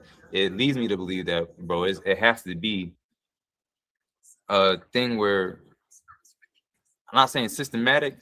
The system is broken, obviously, but it has to be something where there's too many commonalities with not all black people within that ratchet ghetto community. Too many commonalities With the where vast majority of our youth. the Yeah. vast majority, 100%. yeah, like their frontal lobes not being Yeah. where it needs to be. There's something there where it has to change because I'm seeing it every day in ISS, bro, where kids coming in here without the ambition of being something for real. They don't They have a don't want to be anything. Yeah, they don't know what's out there. Like, and that's really what it is. They don't know what's out there. Like you say, your son, what does he want to be? He wants to be you. They don't see it. They don't know. They see what their mom does. Their mom might have fucking food stamps. Their mom might work at Walmart. You know what I'm saying? Maybe their uncle works at Walmart and their uncle lives with their mom. Like that's how it works. Like they don't really do anything. Everybody's just surviving. And so they think that's my uncle, he's the coolest person I know. Like we play video games every day when I get home. I want to be just like him. He taught me all the cool tricks on 2K. I didn't know how to do any of the dribble moves. Nah, green light everything. Like he's cool. What does he do? He works at Walmart. I want to work at Walmart. And I see the same thing with my oldest. My oldest is actually my stepson. He sees it like over there with them. And I'd be like, look, I understand. It's your uncle, your dad, whoever, right? But look, Burger King is not where you want to work at. That's not, and then you have to show them and guide them, and they don't see it. And so you're very right, bro. Because when your male figure is doing something that's not honorable, you think that the unhonorable is very honorable, and it's not, and it's nothing to it but the basics. Like, I tell them all the time, like, man, no, those are high school jobs. Those are little kid jobs. You don't do that. Like, what do you want to be? Do you want to be a lawyer? Do you want to be a doctor? Want to be an astronaut? When I was a kid, I used to want to be a cop. Then I wanted to be the president. And then I wanted to be a lawyer. I wanted to be a lawyer all the way until I got to my sophomore year of high school, and I realized you got to do 8 more years of school for that shit. And I said, fuck that. I don't want to be a lawyer no more. Nah. But I immediately had another plan. I wanted to go to the Army. And then I realized, you know what? My dad was in the military, and I didn't get to see him as much as I would like. I didn't get to build a relationship with him when I was young as much as I liked, because in the time that he was in the military, they used to get deployed for a fucking year, come back for 2 months, and get deployed for another year. Like, that was my childhood. My dad was gone the whole time. I didn't know when he was going to be back or how long he was going to be back. I just knew he's coming back at some point. Yeah, if he is coming back, because that's something, military. Exactly. I used to have nights where I would sit up and pray to God, like, I just hope my dad comes back. And I remember those days, But with that being said, I was getting to a point of, damn, I forgot where I was even going with that. Smoke too much. but I get it though. Like I want to know why the cycle is, or how the cycle began to have all these black kids, from the ages of 7 or 8. I would say from second to third grade, all the way to their senior year, where their frontal lobes are being, they're growing. What is making the cycle to where, like you said, you've seen it in your generation, I've seen it in my generation. There's always been, since the 80s, since the 70s, where groups of black people they're not all black people. It's just the groups of black people, and it affects what the culture becomes. Like India Irie is being harped upon now because she said that what's that song, that spin that cash.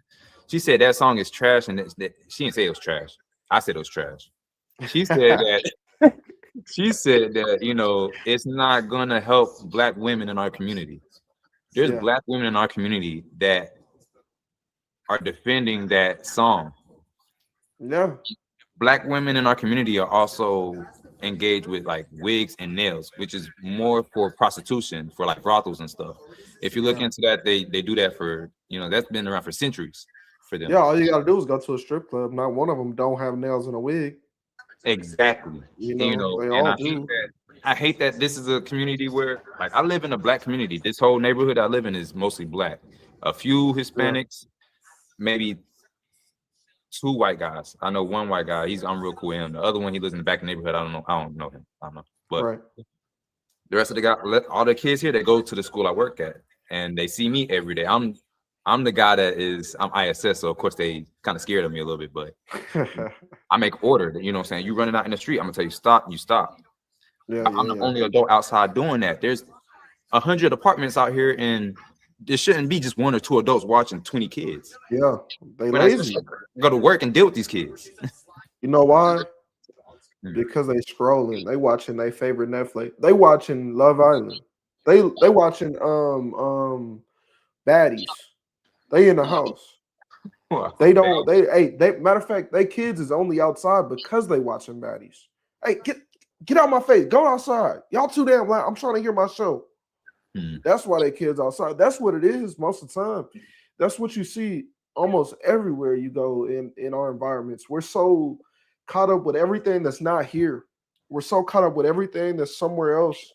Trying to be like the next person, trying to do what everybody else is doing that is in a better position than us, or wishing that our lives were somewhere else, that we're not actually paying attention to what matters at home. We're not paying attention to the kids that actually do matter. Like, the things that you do every day affect their future, their life. Like, everything you do really does affect them in so many ways that people don't even realize. They don't realize that you putting them up to the side for a show makes them feel envious. Makes them feel some type of way. Makes them have that little bit of hatred in their heart towards people whenever they dismiss them. Makes them feel some type of way. Every time somebody dismisses them from that point forward, they might go off on them. You never know. They can't do it to you because you their mama. But Mm. now they're gonna take that same rage and aggression out on everybody else. And then guess what happens whenever they doing something? They watching the show. Man, get the fuck out my face. Yep. The fuck out my face. I'm trying to That- watch my fucking man. I'm doing this right here. Man, get the fuck up. And that's what you get. You get that same emotional woman aggression from these kids. And another thing about it is, I think what's going on, and the reason why we're seeing it so much in our community is because we are the only people who do not want to have domestic segregation. We don't want to segregate ourselves from the criminals. We want to fit in with them. We don't want to call them out. You don't see anybody calling the police on the neighborhood drug dealer. You see them going to try to kick it with them at the trap spot.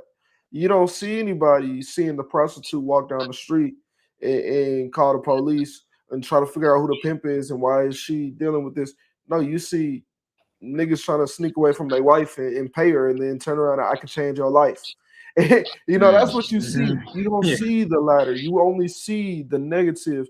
And the reason why is because we don't separate. We're too scared to separate ourselves from those negative, the negative ones of the group, the bad apples. And when you get a rotten apple, it's kind of like anything. Mold spreads. Mold's gonna spread. It's gonna touch you, and even if it don't get all over you and it don't corrupt your apple, it don't mold out that apple. It touched the apple. And now, do you Mhm. really want the apple? No. Some mold touched it. You don't really want that apple no more. So what we got to do is we got to get away from the mold, and that's why whenever I speak out, and a lot of people be like, "Oh, you don't like black people. You're not even fully black." That's why. No, I'm speaking out about black people so much because I want to see a change. I want to see something be different. I'm so sick of the mob being so overrun that you can't do nothing because the mob agrees with it. The black mob agrees with it. Oh, we got to do this. We got to do that. Well, Sexy Red told us this. Well, Young Miami said that. Well, Cardi B. And then another thing, all the female rappers are on top. Why you think we got so many violent females? I bet you since you've been working at the schools, there's been a major increase in women in ISS or young girls, teenagers. I don't know what age group you work with, but you know, Elementary, but I'm glad you brought that up because yeah. the boys are in ISS because of their emotional outbursts. They'll cry, Mhm. they'll run out the school, they'll throw a cheer. And ISS, the girls are the only one fighting. Yeah, I believe it. And you know what it is? If you look, just go through social media, you don't see that many men fighting anymore. Men aren't fighting anymore. They're not. More men are becoming more emotional, and if anything, they'll shoot than fight. But even now, we're seeing more women shoot at people. Like just look at in Austin, that 19-year-old who just died, that girl, and the boy that just died in Austin at the strip club. She apparently had posted on her story a gun in her purse. 19 years old, a gun in her purse. She can't carry a gun at 19. A gun in her purse, posted on her story and said something like, "Got something for him," or something like that. I can't remember exactly what she said. Well, now 5 hours later, she's dead at the strip club. Everybody's going back and looking at her Facebook, talking about her story, like, "Oh, what does that do? That builds his self defense." But aside from that, we have to look at why are all these women, these black women, wanting to be so violent? Well, it leads us back to the same thing. They have the formula. They stopped attacking, and you wonder why. There's not as many men rappers anymore. They've already destroyed the black men youth. They've destroyed it already. You're emotional. You're weak. You're broken. You don't know who your role models are. You don't know who your heroes are. You don't know what's right and what's wrong. You think that this bullshit is cool and it's not. What's really cool is having a great life and seeing the world, and you think that this is cool. So now we done already broke y'all. We don't need anything else with the black youth, with the young black men. Now it's time. Let's get the young black women involved. Let's make it so that even though these black men are too broken to fight against these to go against their own women, because a lot of times now you see the women run the household in the black communities because these men are emotional and weak and they don't run the household. The women runs everything and the woman pays the bills and they live with the woman, not the other way around. A lot of times in my generation, maybe not as much as in yours, but mostly in my generation a lot in the 20s, they all live with the woman. The woman doesn't live with them for the most part. And what's happening is they're taking and they're making these women more masculine and more aggressive and more violent so that they could do the exact same thing. And what's going to happen is in about 20 years, the women are going to be broken down completely.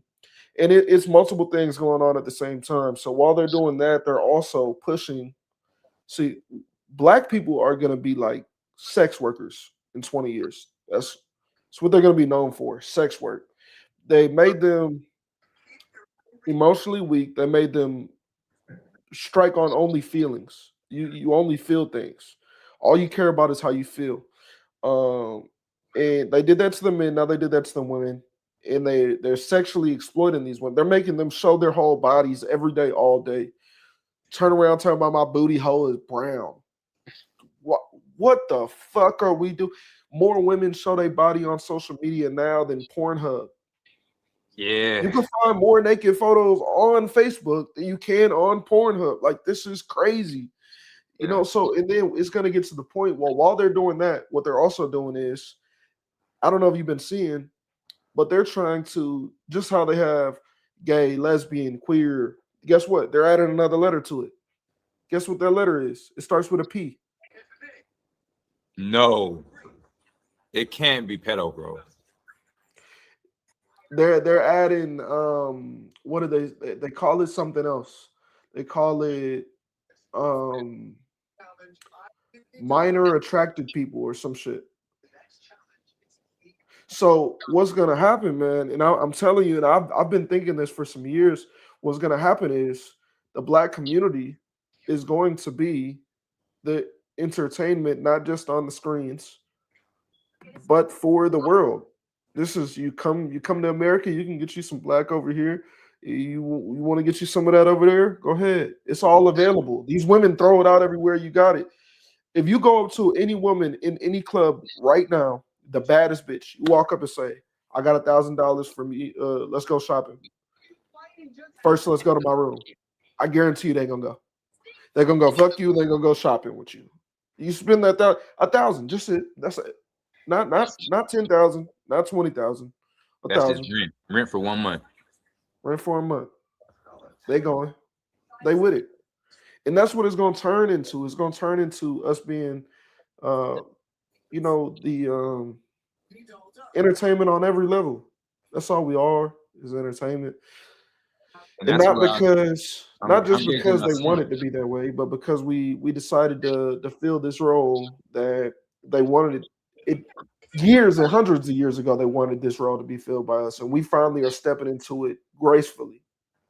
I'm glad you said gracefully, because man, this is something I've been working with my son, well, all my boys, of course. Because when you're a kid, you want to play sports or something. I want to be a basketball player, football player, something like that, right? Yeah. My son's a huge UT fan too, and letting him know, like, man, yeah, you might go play for UT because that's one of his goals. Well, that's kind of my goal for him a little bit, just a little bit. But yeah, let's say live for him at least a little bit. Just a little bit, man. But I want him to understand, like, man, these like being a basketball player. Like, I had a signed contract when I left Temple College to play in the ABA. Okay. But I understood that this is a vehicle. Like, I can't play basketball when I'm 50 years old. Exactly. So I'm explaining to my son, like, man, yeah, you're what people will want out of you, what you can take from those people, you take that and you put it in your own garden, man. So let's say that they want to see you play basketball. Man, go play basketball at that school, get the scholarship. Now you got your full ride scholarship. You can be a marine biologist. You can be a sports official for basketball, football, whatever you want, go to school, do what you need. Or if you don't even want to do that, you can get a trade. It's all about, like you said, it's all about thinking, man, instead of feeling. And when you have people who just feel instead of think, that's a community of women, Yeah, that's what it is. And they all women. And like you said, and everyone's so dependent on everything. And growing up with my mom and around my aunt, I see where there is a place for that, though. Like you said, nowadays men live with the women. Yep. If I've been incarcerated for 10 years and I get out and I don't have no skills. I've been incarcerated since I was 16. I have no skills when I get out. It makes sense to find a woman who's doing well off and live off of her. I understand that. Yeah. I'm not gonna knock your hustle. But me being a man, after I get out and I find a woman doing good and I have a place to stay or something, or she feeds me, bro, I better go out and go get it myself after that. You know, I gotta 10x whatever she doing now because I gotta let it be known. Like, yeah, you helped me get right, but this is the fruit that I bear. Like, right? This ain't you. I ain't no charity case. Like you invested in a come up, like something. You know, it can't just be that. And that's exactly what it is. A lot of people get stuck on the stone instead of using it as a stepping stone. They're not stepping on it; they just staying on the stone. You know, it's kind of like the same effect of hopping off the porch. Everybody used to talk about hopping off the porch in the hood. Yeah. Everybody's so quick to do that. I tell people every day, on my last live stream, this was the first time I've ever had anybody actually successfully take my advice. There was a guy who I used to play. He's a black guy. He goes to college. He doesn't live here. He lives in a different state. I used to play the PlayStation with him. And we used to talk. And one day I was like, bro, this is my last day playing the game, bro. He's like, man, whatever. You know how you boys want you to play the game. Man, don't do it. Don't go sell the PlayStation. You know? I'm like, no, bro. Look, I'm about to start a YouTube podcast. I'm about to take all the time that I'm spending on there to put it in this. He was like, bro, that's crazy, bro. Have you already started? No. Well, bro, you're just gonna start now? Are you just gonna do all that? Like, I'm like, yeah, just watch. Like, cool. So I tell him, I'm like, bro, like, he was talking about, oh yeah, I thought about doing something like that, but XYZ, all these excuses. I said, bro, because he wanted to do a detailing business. He wanted to like detail clean cars and do content and make it. And blow it up through content and be able to make content about it. And I was like, bro, what you need to do, you need to boom, boom, boom. Here's how you set up your LLC. Go do it right now. Bro, stop what you're doing.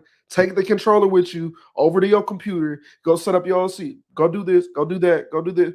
I said, bro, when I get off this game, bro, this is going to be the last time you hear from me on this game. If you want to hit me up on social media, cool, bro. That's fine. You can even hit me up on the PlayStation app. I still got the app. I'll get your message.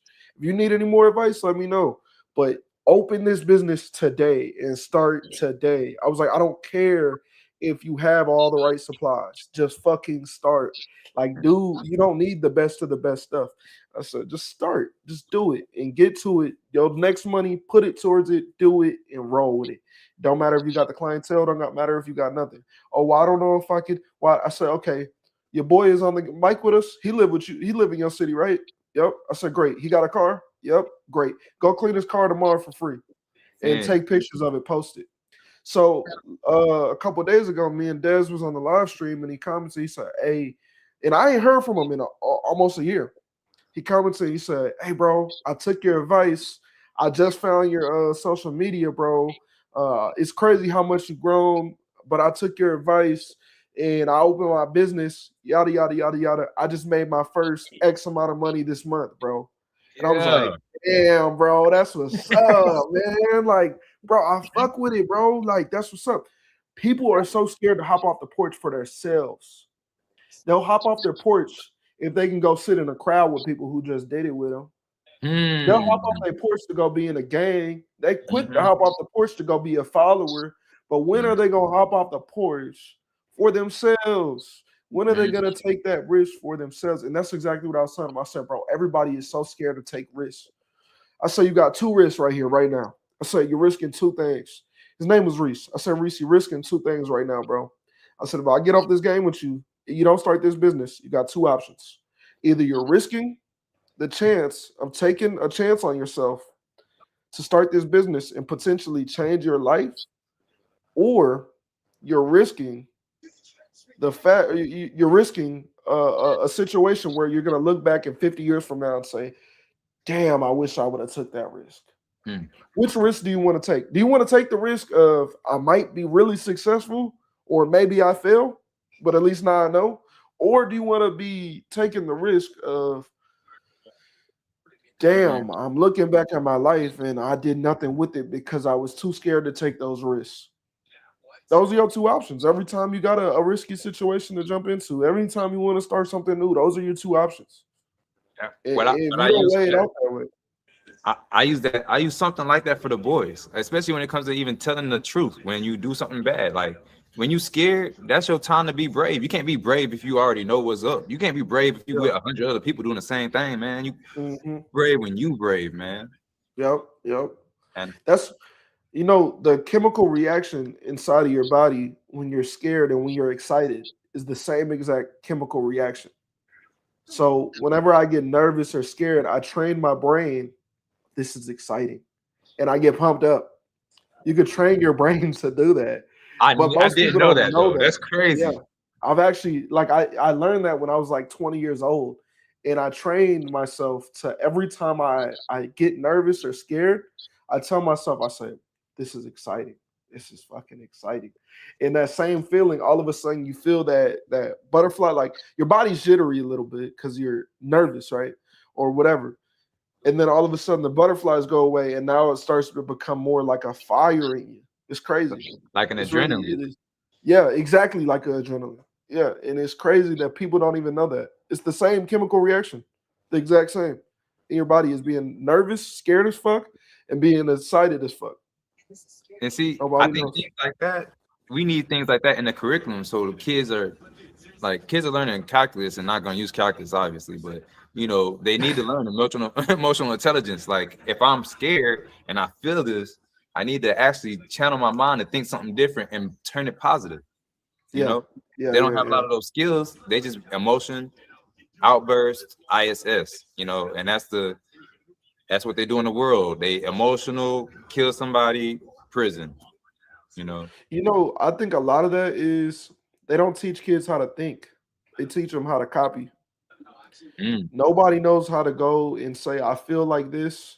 Let me go figure out why and how to change it. When I turned 20 years old, I used to take so much time. I stopped listening to music when I turned 20. I don't listen to music anymore. If I do, I listen to like old South music, like Zero, Trader Truth, Slim Thug. Like I listen to the old stuff just because I grew up on it, and that's like my home base, right? Like when I just want to like unwind, or if I'm really pissed off, I might listen to some Zero. And he might be saying some shit that'll get most people pissed off, but me, I'm relaxing to it. Like, man, fuck all of y'all, yada yada. Like I'm chilling now. Like I'm cool now. Like I'm calm. Like I'm not gonna be ready to fight nobody. Most people is like, yeah, and they think Zero music will keep you down. It doesn't do that to me. But most other music will cloud your brain. But what I did is I started to instead of listening to music, I would take and I would learn about myself. I would learn why is it that I get so upset with this, and I would learn how to study those things, and I would see where I was lacking if I was dealing with peers and I was having a hard time getting them to go in the way that I needed them to go. Like when I first started doing roofing, I was leading a sales team of people who were all older than me, and a lot of them would look up to me even in everyday life and stuff like that, just because how I carried myself at 20 years old. And these dudes are 25, 30, 45, different ages. And I learned that I needed to become a better leader because how I was leading wasn't connecting with them. They wasn't getting it the right way that I needed them to get it. So I went and I did a whole bunch of research on how to be a better leader in life, how to do different things. I wanted to learn how to communicate to people better. So I started learning about communication. I started wanting to understand sales. So I started learning sales and psychology. I took the time to go and learn all these different things. And then I can sit down with somebody. I literally have a cousin who went to UT. There you go. And let's she did go. psychology, right? And I would sit here and be able to debate with her about what she learns at school. And I've never been to college a day in my life because of my own self research. While she's spitting out everything she's been indoctrinated to say, I'm talking about real things that, like, I've did the fucking research. I've seen the shit. Like, you've seen what this one book told you. I've seen what 13 different books say, including that book. And I've actually been able to decipher what's true and false from each one of them based off of relating them to each other. You know what I'm Mhm. saying? So, like, different things. A lot of people, they're not taught how to go and learn. They're not taught. They're told Copy and paste, copy and paste, copy and paste. This is the question. This is the answer. This is the question. This is the answer. Mhm. Don't get it mixed up. When you do your math at school, you have to write the math. You have to show your work the way the teacher writes her math. How Yeah. she does her math problem is how you have to write out the math problem. If your mom teaches you a different way, I used to struggle with this so bad in school. My mom was a teacher for 20 years, would teach me a way to do it. I'll do my math. I'll show my math. That was the way I learned how to do that math because I didn't get it how the teacher was explaining it. This shit was complicated. Yeah. How you did it. I come in with a simple way and I broke it down, boom, boom, boom. You didn't show your math. Yeah, I did. It's right here. Look, boom, boom, boom. Well, that's not how I wanted you to do it. Well, what do you think you're teaching this kid? What do you think that you're doing? You're saying, hey, look, you can't do it the creative way. There's more than one way to skin a cat, but you can only do it my way. Well, what do you Exactly. think they're gonna do their whole life? They're not gonna ever look for other alternatives. They're just gonna keep doing what everybody else is fucking doing or what they're being told. And that's where the society is most broken at, is in education, man. Yeah. Conversation rule the nation, as we know. But you can't have a conversation with an ignorant person, man. You know, someone that just Yeah. copy and paste, because they're not going to have no depth to what they believe. They just going to know the surface level. Like Exactly. now, I could tell the difference between a lot of 8-year-olds and my son, especially when it comes to sports. He's a caring person, right? And he's so caring because he understands that he's an 8-year-old in a world of a lot of other people. You know, he's not the oldest child, he's not the youngest child. So a lot of his wants might be overlooked sometimes, or what he believes might not go the way he wants it to because his older sibling says something or his younger sibling needs something. Yeah. So he's very cerebral with a lot of things. And I use that in soccer to show him, like, hey man, there's times to attack, there's times to be a dog and use your mind to push the whole offense up. Or there's times where you need to relax and view things and see where you mess up at so you can change the tempo of the game. You know, I use sports a lot because I'm an athlete myself, but yeah. you know, in school and ISS, that's what teachers need to do. I'm not, you know, saying the best teacher, but I know teachers who would need to listen in on this podcast right now, bro, because Man, I tell you. they believe in that cookie cutter concept, and I'm like, man, Yeah. you're one reason why these kids are going to be in ISS every year, because you It's don't a poison to the youth. Yeah, you're going to It's a poison poison. you only have them in that way. What's Yeah. up? That's my daughter. Yeah. But she, yeah, a lot of the times, man, that cookie cutter information and having kids be the worker bee, you know what I mean? You killing off who that kid really is. You know, the reason why they do it is not just because they don't know better. A lot of these people, they know better and they know they need to teach these kids better. But not only do they get complacent, they get lazy. And it's kind of like how we were talking about before with the kids running outside in the street all by themselves. Where's their parents at? The parents are in their house doing something easy and lazy that they feel like doing. I don't feel like sitting here and teaching you what you really need to know. I feel like telling you what I want to fucking tell you. You learn it, you write it down, you pass the test, and get out my face. And when June 1st hits, you out of my class for the summer. Like, leave me alone. Like, I've been doing this for 22 years. I don't care about breaking it down to you. I broke it down to the last kid last year, and he still failed the fucking test. So why am I going to break it down to you? Like, you know, that's how they start to become. They become so jaded. And not only are they jaded, some of these are brand new teachers who are like this. Some of the people, like, we need teachers, so it's hard to make them vet teachers more because the demand for them is so high. You're always going to need more teachers. Yeah. There's always going to be another school open. Teachers are going to retire. People are going to die. You're always going to need more teachers. Mm-hmm. And because there's such a high demand for them, it's kind of like police officers. Yeah, they're there to do good, but most of them cause more harm than good, right? Right. Because of they're human. They're human. They get lazy. They get complacent. They get tired of people. They get tired of dealing with the same situations. They get tired of hearing the same fucking shit every day. I don't want to hear this shit. If your kid come up and ask you, Dad, can I have a piece of ice cream? I mean, can I have some ice cream? And you say no. And then he come back every day and ask you every day, and you say, boy, you lactose intolerant. I already told you can't eat no ice cream. Like, you pissed off now, right? And now when a kid at your school come up and he's like, hey, Mr. Dom, can I have some ice cream? You like, boy, get the fuck out my face. I'm not giving nobody no damn, and that's kind of how it builds, right? Like you deal with it so many times, and now you're taking it out on people that don't even have nothing to do with the situation because you built this jaded, tough skin about yourself that you forget the mission. You lose yourself. You forget your purpose, and you forget that the purpose is the importance, not how you feel. And then it brings you back to emotional led country. That's really what we're becoming because we don't have any hard times. We're not forced to use our logic. We're not forced to be in a situation where we really have to think out of a box. Everything is so easy to us now. It's just given to us. We get the opportunity to be lazy.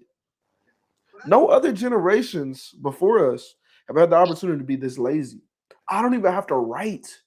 I can talk to my phone, and that shit will write everything for me. I don't even, if I wanted to, like I write most of my scripts through and through, but sometimes I'll throw half of my script into AI, and AI will polish it up. If I wanted to, I can write every script on my page with AI and never even think about what I'm gonna say. Just get on there and read the script. I could do that. If I wanted to, shit, bro, there's so many things I can not have to do. I don't have to sit there and hand wash my clothes. I don't have to hand wash dishes. Bro, I don't even have to hand wash my car anymore, bro. Yeah. And like there's nothing to do anymore. And because there's nothing that you need to do, there's nothing that you want to do. And it's kind of like anything. Yeah. The less you move, the more you want to move, and the less you care about it. That's you what don't want to do that shit. I think my grandparents, they didn't have a disconnect with us because we was living in the country. But when I see them watch TV and they're like, the young people are like this, the young people are like that. I remember being at my grandparents' house and we would have to wake up, me and my older cousin Kenny. Kenny's 3 years older than me, so thank God for him. I'm 5 years old. I can't go out there and pump a well and get all the water I need to wash myself. Yeah.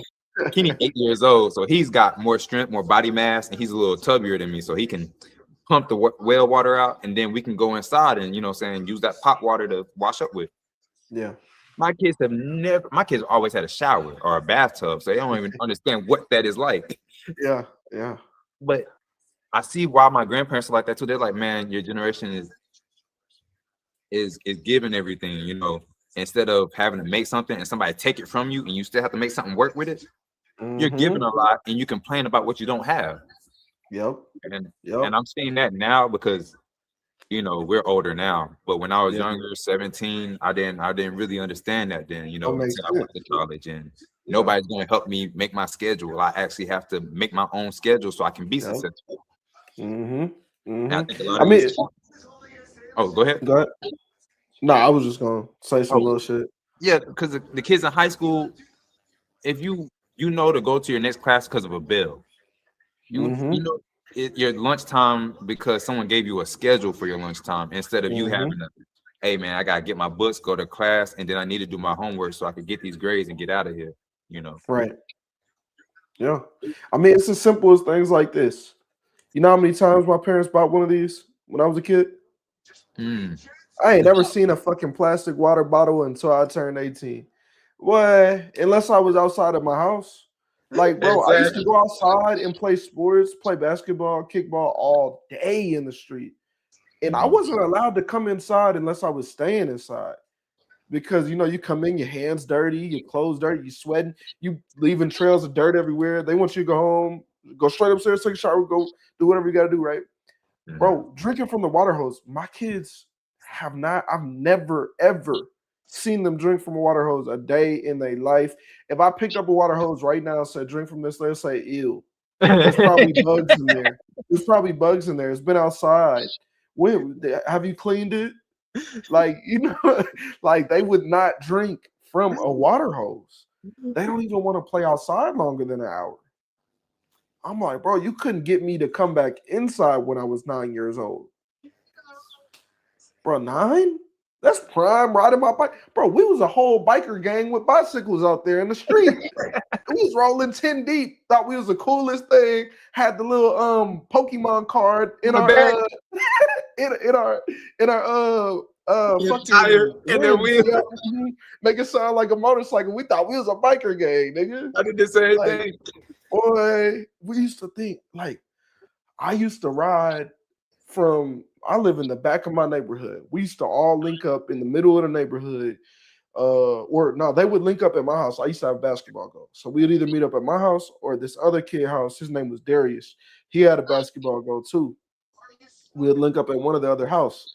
And then we would probably get one warm-up game in, and then we would all stop that game.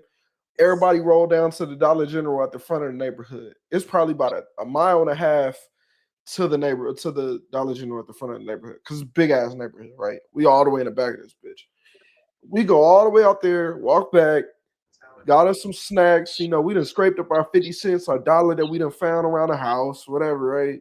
Hit the Dollar General, got us some honey buns, some Skittles, some M&M, whatever, right? A Gatorade.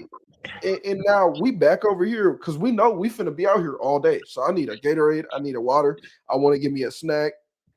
Because I'm gonna be out here until it's 7 o'clock in the morning right now. But I'm gonna be out here until it's 9 o'clock at night. And I'm not wanting to go inside at 9 o'clock either. My mom is calling me down the street. Get your ass in here. You know you're supposed to be in and I still don't want to go inside. Like, Mom, let me just finish this game. Like, they not doing that no more. I don't think the capacity is the same for them. Like you said, they don't want to be outside because they get everything bored. is on the phone or on the TV. Yeah, and they get bored so quick. Bro, yeah. I'm talking 6 seconds. They don't have an attention span no more. Bro, it's insane how bored they get so quick. Like, I'm talking about I could literally sit here and teach you how to do something brand new. It could be the most fascinating thing in the world. 5 minutes later, they're like, okay, where's the tablet at? What the fuck? Or they trying to watch a show, or they trying to do something else. Or like if something doesn't immediately grab their attention so hard at the beginning, they're bored. They have to go do something else. They cannot bear to sit here. Like now, what I do, I give them 30 minutes a day. They just got to sit there. I turn off all the TVs. If you want to play with toys, play with toys. Do something. You know, bro, I'm 30 minutes at least a day, bro, because the TVs be on all day. That's another thing people forget. Like TVs nowadays, they're on all day. Man, bro, I've never, as a kid, bro, I had TV for like an hour and a half a day. That was it. Facts. That was it. If we got to the TV because we was outside all the time. if we got to the TV, it wasn't my favorite show was coming out today. Bro, I didn't know when the fuck my show came out. I knew when I got home, I was watching Cartoon Network until my dad got home from work or until my mom got home from work because I can't leave the house until my mom get home. And then I'm out the fucking house. I ain't coming back. Bro, I ain't coming back until my mama come out and grab me and pull me out the street and say, get your ass to the crib. You know, like, I don't want to. It is crazy to me how the kids are now, man. Like, do you think that lower attention span is gonna make it worse for the Black community though, for the young kids? Because to be honest, to rob a house or to do something like that, you're gonna need an attention span. And a lot of these kids, I don't think they even have the capacity to do good or bad the way that is, going about now. I think that's when you start getting into more crash outs. People who can think of an idea to get rich quick or do something really quick for short-term gain, but can't think out a full plan. Like the difference between me and a lot of my friends that went to prison, it's not that we did less crimes. It's that I actually thought the whole thing out. And I said, you know what? If I do this way, that's going to get me caught. I'm not going to do that. I'm going to do this over here. Or if I do it right now, I'm going to be fucked off. But if I wait a week and wait for this and this and this, then I can get exactly how I need it. And then boom, boom, boom. Nope. People will see me. You not once use my sub. You never once seen me as a criminal. I guarantee it. No. I know for a fact. There's not one teacher ever looked at me like, oh, he going to be a thug when he get older. But I probably rob more niggas than they even knew. Like, you know what I'm saying? Like, and all the people who was getting locked up, was doing less shit than me. And they used to be like, damn, bro, you always doing like people would know about me in the streets, hear my name, but they wouldn't know about you asked me about something happened. That wasn't me.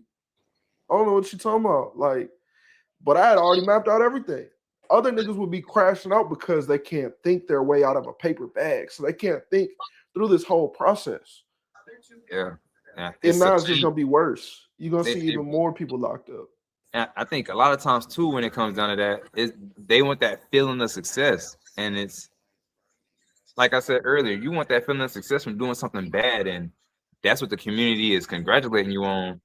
You're gonna meet your demise the same way. You live by the sword, you die by the sword. You know, you live by the three, you die by the three.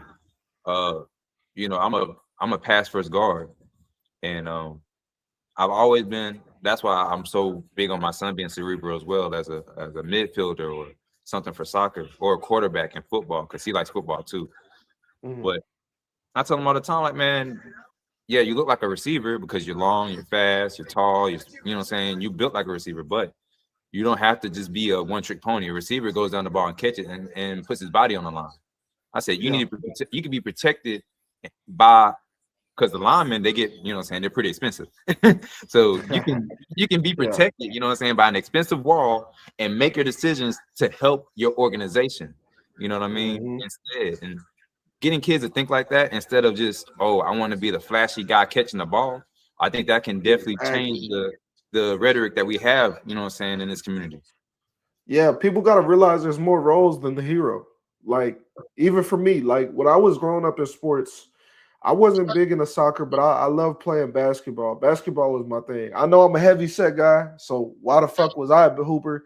I don't know, but I made varsity, so fuck it, right? Hey, but right. You know, but growing up, like even in AAU, I would always, my whole life, I've been the team captain of almost every sport I've ever played, because I was a born leader. It wasn't necessarily that I would ask to be a team captain or I would magically get elected. I would just naturally step into that role, and then it would be set by, you know, just consistency. The coach would say whatever, and I'll look around and niggas ain't listening. Hey, look, we got a wooty-woo, and I'll reword it to where people get what I'm saying, and I also added in my own sauce to whatever the coach said because I know what the coach said ain't really gonna work, and we already know what's gonna work because we playing, right? Like, so you're on the I done court. mixed that up with this, and then I'm sitting here and I'm the one, like, so then it got to the point where my coach would be like, all right, Newman, what you got to say? Anytime he finished what he got to say, he would look to me, all right, Newman, what you think? And I wasn't the nigga who could score 30 points a night. I had a homeboy who could do that. He was the point guard. I had a shooting guard who could go out there and drop another 20. I had a big man, 7 foot tall, was going to go out there and, you know, get a couple dunks in. I'm not dunking the ball. But what I was going to do is I'm going to play harder defense than you ever dealt with in your life, nigga. And then I'm going to be the most vocal person on the court. You're going to hear every time the ball move, every time you move your foot, I'm talking. Hey, backdoor cutter. Hey, coming left. Screen coming right. Whoopty, whoopty, whoop. I used to play the small forward and the power forward, but they would line me up like I'm the center so that I could be in the back of court so I could watch everything. And I'd just be calling out the whole game the whole time. You'd think it was a fucking sports commentator in the middle of the court. Because and that's the thing. I knew my role. And while other people would be like, man, yada, yada, yada. Bro, I scored 30. Bro, you trash. I'd be like, nigga, I start. Nigga, you on the bench. It's a reason why, bro. Like, you can score 30, go score 30. That's cool. But, nigga, I'm the team captain, bitch. I'm the captain of this shit, bitch. That's the most important thing when you have someone, and like I said, right now I'm grooming my son to be the captain of our soccer team because he's playing 8U to have that voice. You know, right. It's something that it has to be cultivated because I didn't have that growing up. I was a pass first guard because, like I said, when my mom and dad divorced, some things I found out, the life I started living, I was more, I was a spark. Don't get me wrong, I was a spark off the bench. But it was more like, okay, I get here. I know I got to set people up. But who, and mind you, I'm playing with guys like Ishmael Smith, who has the championship now in the NBA. But I'm playing with guys who I know are better than me. Like, they're going to go You know what I'm saying? Like you said, they're gonna go score 30. They're gonna go dunk on 5 Yeah. people. But I have to be the guy that tie it all in together. You know what I'm saying? I'm a likable guy. I'm real cool, calm, collected. So everybody like to listen to me. And I come off the bench with the second squad because I'm not a very dominant and vocal person. But when I get on the floor, I change the tone. You know what I'm saying? I'm the sixth man because whatever's going wrong, I'm gonna switch it up. Ain't nothing gonna go like how it was going. My intention is different. Yeah. I'm trying to groom my son now to where he's not like me, to where, oh, you need to see something going wrong before you change it. You need to be able to set the tone from the beginning. And like I said, I've been learning how to be more of a man, being a man than being a kid. And hopefully raising a son, he can see more about being a man while he's a kid. So it's not the same outcome as me, Yeah, I agree, bro. And with that being said, I think it's two things that we could take back from this. I think one, I think definitely him stepping into a role where he's, being a leadership position is always good for, the youth, like being able to be in that position. But at the same time, you got to see if that's his role, because everybody has their own characteristics. Some people are not meant to lead. Some people, they're not in the best position leading. Some people are in a better position playing, the sidekick. And yeah, it seems like they're the sidekick, but they're putting in more work than the superhero, right? Like that behind the scene, you don't even know. They just playing the sidekick. And at the same time, though, what I was gonna get into that is it's kind of like growing. You don't really get to understand it until you do get grown. And another thing is, I feel like that's the one thing that does give me hope for our younger generation is a lot of us are getting to the point now where we're saying, wow, I never got to be taught that when I was a kid. I want to teach my kid because I was at a disadvantage. I had to learn that in my 20s. I had to learn that in my 30s. If he knew that, if I knew that when I was a kid, you know how much better off I would be. And then we're turning around, we're teaching our kids. I don't think that happened in generations before. My dad said, I used to have a hard time with something trying to figure it out. You'll figure it out. Right, exactly. You'll figure it out. Okay, cool. You'll figure it out. Especially if he told me something I didn't want to hear the first time. And I was like, man, if I gave any type of, okay, you'll figure it out. I'm not getting no guidance. I'm not getting no, hey, look, you go like this. And look, I get it. You don't want to hear me right now, but you're going to hear me later. But I'm not getting none of that. You'll figure it out. And that's the difference between our generation and their generations. We had to figure it out. You're right. We figured it out. Took us 20 years, but we figured it out. But it shouldn't have been that way. It shouldn't have been that way. Exactly. We should have been setting them up for success. Just like, what did your grandparents pass down to your parents? Exactly. And you know what's so crazy? It's so crazy because, like I said, my grandfather was a sharecropper, firstborn of a sharecropper and everything. Right. My family has so much land in North Carolina. There's so much land from the land that we work. But the crazy thing is, when you have a lot of people, because we have hundreds of cousins, hundreds and hundreds. I knew you was gonna tell me it's a family feud over it. It always is. I left to Texas, bro. I left to Texas. That's a family problem. You're right. I have my grandparents passed away a couple years ago. The whole time they were sick, my aunts and stuff were playing some games. Somehow got ownership of the house before they even passed. Ain't even taking care of the house. Roof caved in. All sorts of shit. That was a family house. Been there for 50 years in our family. That's how it works. We have a little bit because we don't look at the future. We're not actually we're building for ourselves. We think about us, and then we're like, yeah, we're in a good position, so y'all should be in a better position because my parents didn't have shit. Y'all have a roof and some food. Well, a roof and some food ain't getting me too much, bro. You went from step 1 to step 2, and you say you on step 10. So give me to step 10, and then let me get to step 11 through 20, and so I can pass it down to the next. They don't want to. That's not how it's been before. And so, even with situations like that, the white man has it all in his trust. He has it set up. He has a name on each dollar that when he dies, each dollar is accounted for. Each business, each property, each dollar is going to each person. a specific way. They might even have stipulations that they have to meet to be able to get that money. Not us. We don't even have a will. Nobody even knows where the money going. We don't even have nothing. It might go back to the state. Probably already in debt. Probably can't protect the money that we have since we in debt. They done already took out 3 loans on the house because they know they're gonna die. Man. You know what I'm saying? Like, this is what our community does. And until stuff like that changes, it's always gonna be this. Because how long can we start with nothing? For 200 years, we still starting with nothing? 200. Well, do you think there'll ever be like another, like a Black Wall Street, you think? Or you think that's over with, that time is coming past? You know, the truth is Black Wall Street was never successful like they said it was. That's really? The truth. The truth is it was never as successful as they said it was.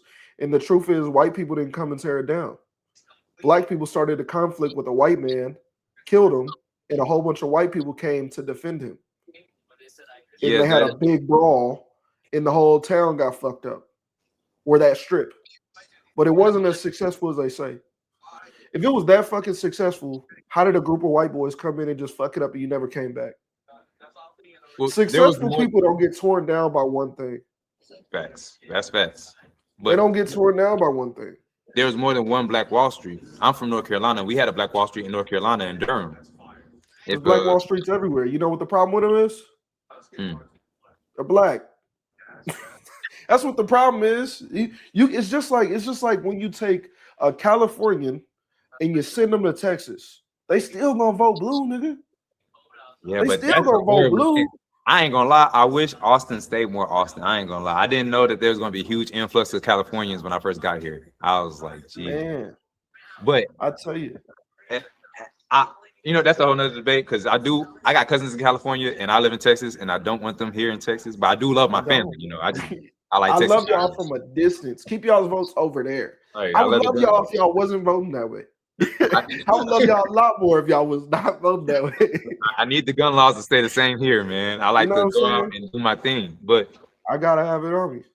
But I feel like in the South, because the South in North Carolina, South Carolina is different than the South in Mississippi, which is different than the South in Florida. Yeah. And the Black Wall Street, the famous one in Oklahoma, that was the one with the race riot where the black dude and white dude was beefing. But in North Carolina, what they would do is they would just knock off a town and fill it up with water. Like Lake Norman is several black towns put together underwater. And in Durham, I can't speak for Durham because I'm not from there, but I know that was a Black Wall Street. I'm not sure what happened. I know now Durham is looked at as a murder capital, and North Carolina, and that right now is pretty like, it's a lot of black people, a lot of crime, a lot of stuff like Detroit. That. And Detroit was the most successful black city in the world. And Durham was the most successful black city in North Carolina at one point. But now I'm talking about Detroit was the most successful black city in the world. Detroit was top 3 most successful cities in America, and it was the number 1 black city in the world. It's still today the highest black population is in Detroit. Why don't they have money? Where the fuck did that go? They blew it. They fucked it up. They fuck up the bag because they're not thinking about the future. This is what black culture means. It means think about right now. We forgot that we're not indentured anymore. We're not having to be under somebody else's thumb and just thinking about survival. We survive. We don't strategize. And that's what the issue is. We're in survival mode all the time. We just want to get through the day. We just want to get the shit. We know we got the rent due, but damn, I want a gram of weed. Damn, I want to roll the wood, bro. Man, right. And them M&Ms at the store, bro, like, bro, I already don't got enough to pay for the rent, bro. I'm already $200 short. I might as well blow the other $800. Man. At least then I'm having a good time, and so I get evicted, right? Like, that's how niggas think. I've seen it. I wasn't used to it because, like you said, I grew up in the country where things are a little more conservative. We have to get it. We have to eat what we kill. You know what I'm saying? Pretty much. Yeah. And then put up for the winter type deal. But in the city where people are living on welfare, they don't have that mindset, because everything, like you said, is it's more like, oh, we have what we have. Can we have some more? Or we don't have this, we have this. So can you give it to us? And Yeah. what was I going to go there? Because you said Detroit. Oh yeah, so Detroit. A lot of people are moving out of Detroit now, and I know it's on a decline, a crazy decline. But when it was the richest country, wasn't it like it was a car manufacturing city, right? It still is today. It's the largest manufacturer of automobiles in America. And I don't see where or why, because it's going down. I don't see where or why it would be a decline. I feel like it should be the opposite instead. Well, it's just natural, right? Whenever you get an influx of money from anything, right? So when Tesla first got here, everybody was balling for a minute. And then nobody was balling. Because not only does the cost of living go up for that area, because everybody's making $7.25 to $10 an hour down here. Tesla came down here, they were hiring $17, $20 an hour. Yeah. Well, now everything else costs more because people got more money. There's more jobs and more stuff. Now everybody's buying more stuff. The power of your dollar goes down. Not only does the power of your dollar go down, but also what you do with your dollar matters more when the power of your dollar goes down.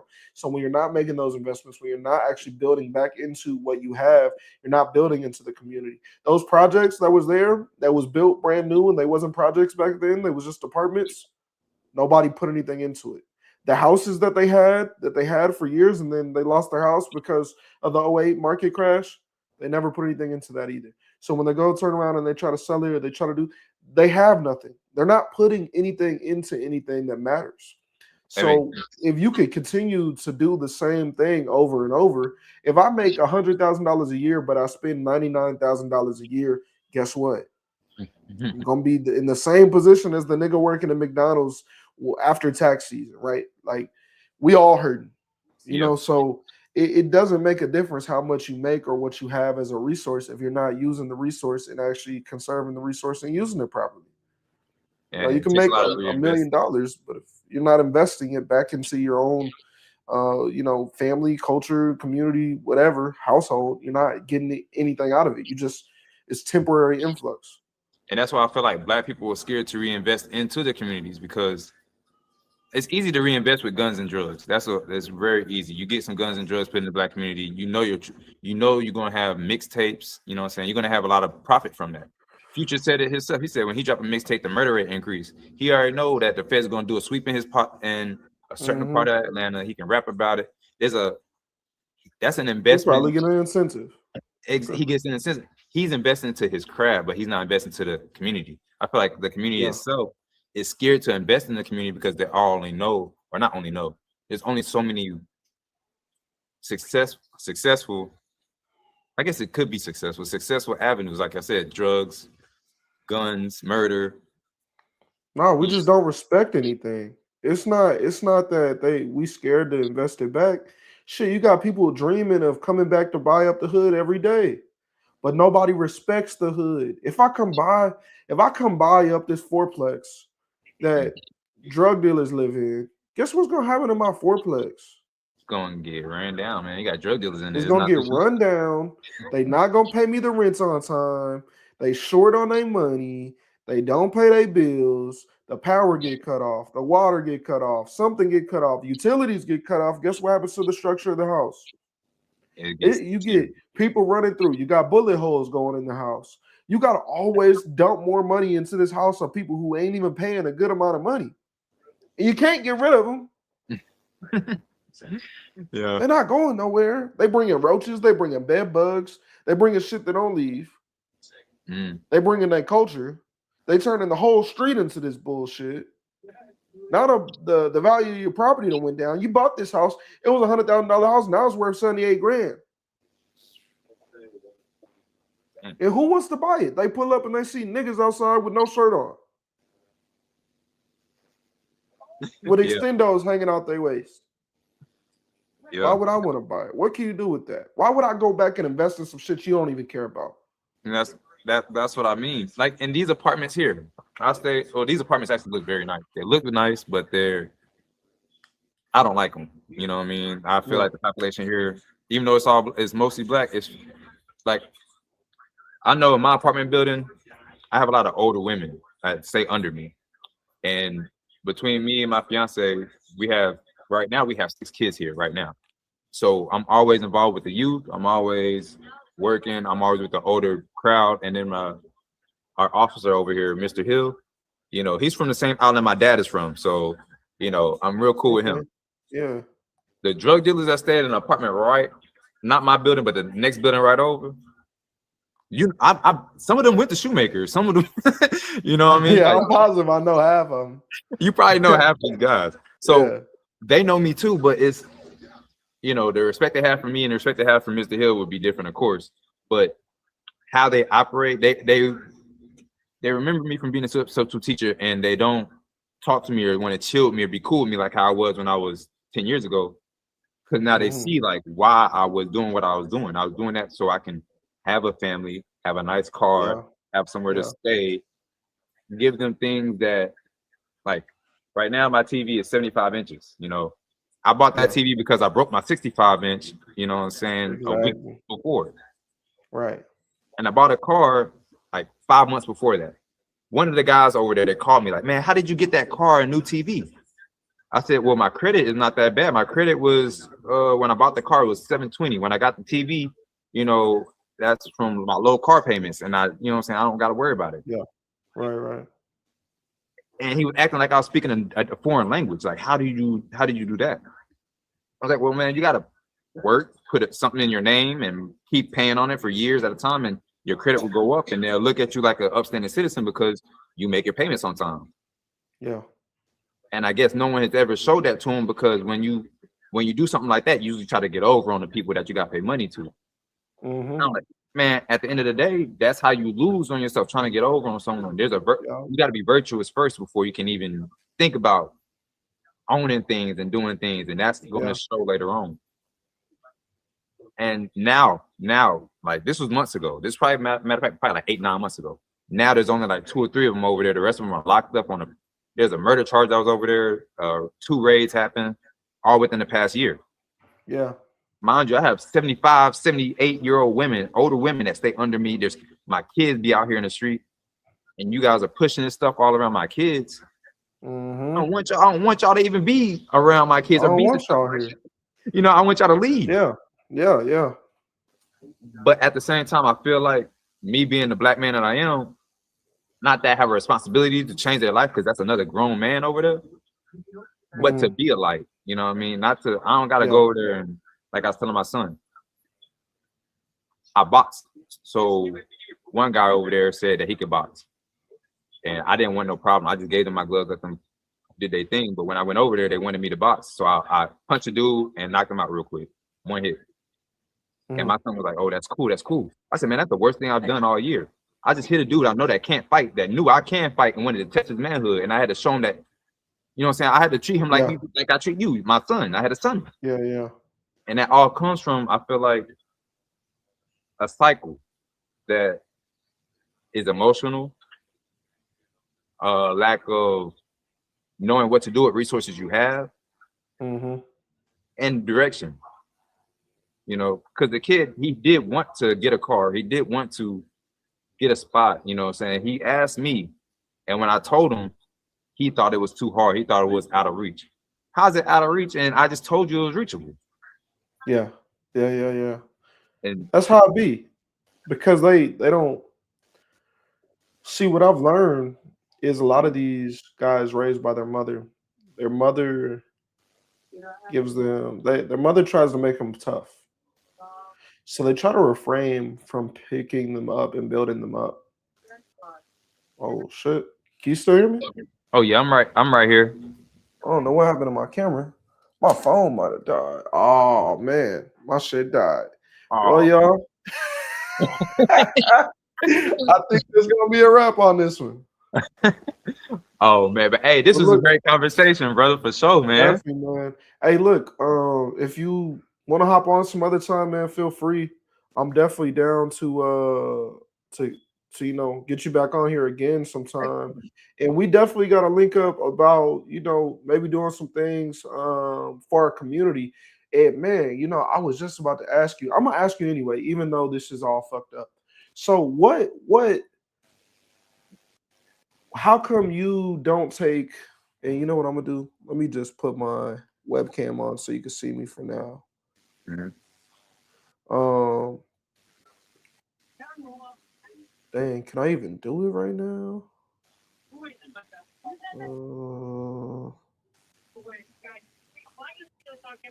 Dang, I don't even know if I can change my camera to go back to. Oh, there we go. Integrate it. All right. Boy, this camera suck right here. But what I was gonna ask you, man, is so you say you see these kids in the neighborhood. You got elderly women living under you. Your kids are here. They're pushing this stuff around your kids, everything like that. What is preventing you from knowing that these kids are up to no good, knowing even though that you've tried to show them the right way, they don't see it graspable. And typically when I see that they don't see it in grasp, they don't actually that a lot of times they're asking for help, but they don't really want help. They want you to give them a handout in some type of way. They don't really want to actually get the help. At that point, I started to realize that there's no hope for it. And what I want to know is what is preventing you, because this is something I think needs to change in the Black community a lot, is we see, like I said, we know who the drug dealers are. We know who the people are who are kicking doors. We know who the people are who are robbing, killing, stealing. We know them. We know who the people who are messing with the girls at the high school when they're 25 years old and they're going back up to the high school to pick up the 16-year-old to take her to lunch. We know who those dudes are. Why don't we call the police on them? Why don't we get them out of our community? Is it just because we don't want to be a snitch? You can be anonymous, because what is that doing if we don't get them out of our community? Are we enabling the poison in our community if we're not calling the police on those bad apples in our community? I'm glad you asked that question because I had a real deep conversation 5 or 6 years during COVID with someone who was really close to me. And I said, man, when Black people have a revolution, a lot of Black people gonna have to die, man. We don't need all these Black people because not everybody's good for us, especially other Black people. And they didn't understand what I was saying. And so to answer your question,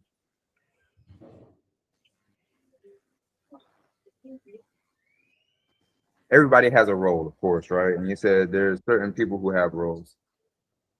In this community, for me, most people, like you said, they're gonna travel in packs. They're probably more emotional than I am. If I was to make a move, I would have to think about what they would do in retaliation, who they know, or how my children will be affected. Not only that, but whose job I'm also making harder out here. So we have like I said, Officer Mr. Hill. He's great. He has actually been on top of that stuff over there. He's actually been on top of it. Like I said, a year ago, it was way worse. And now a lot of those guys are removed. One of them being my cousin. He was removed from here. One of them was my cousin. Yeah. So, but the thing is, when my cousin was here, and I had dropped him off over there and I was like, hey, man, just make it. I hope you just make it, bro. Like, that was the best I could tell him because I can't take care of a grown man. We're the same age, bro. Yeah. But before my cousin left for Ohio, he was over here. He went to jail for a little bit, Bell County. Got out. I let him stay in my garage for a little bit instead of staying over there because I said, look, man, I told you to make it. When I stayed in the drug house, I didn't go to jail. I got a job. And I left. I was in the drug house because I was homeless, man. So I was telling him, you got to make those same adjustments. And like you said, a lot of kids, they don't want help. A lot of men don't even want help. They want a handout.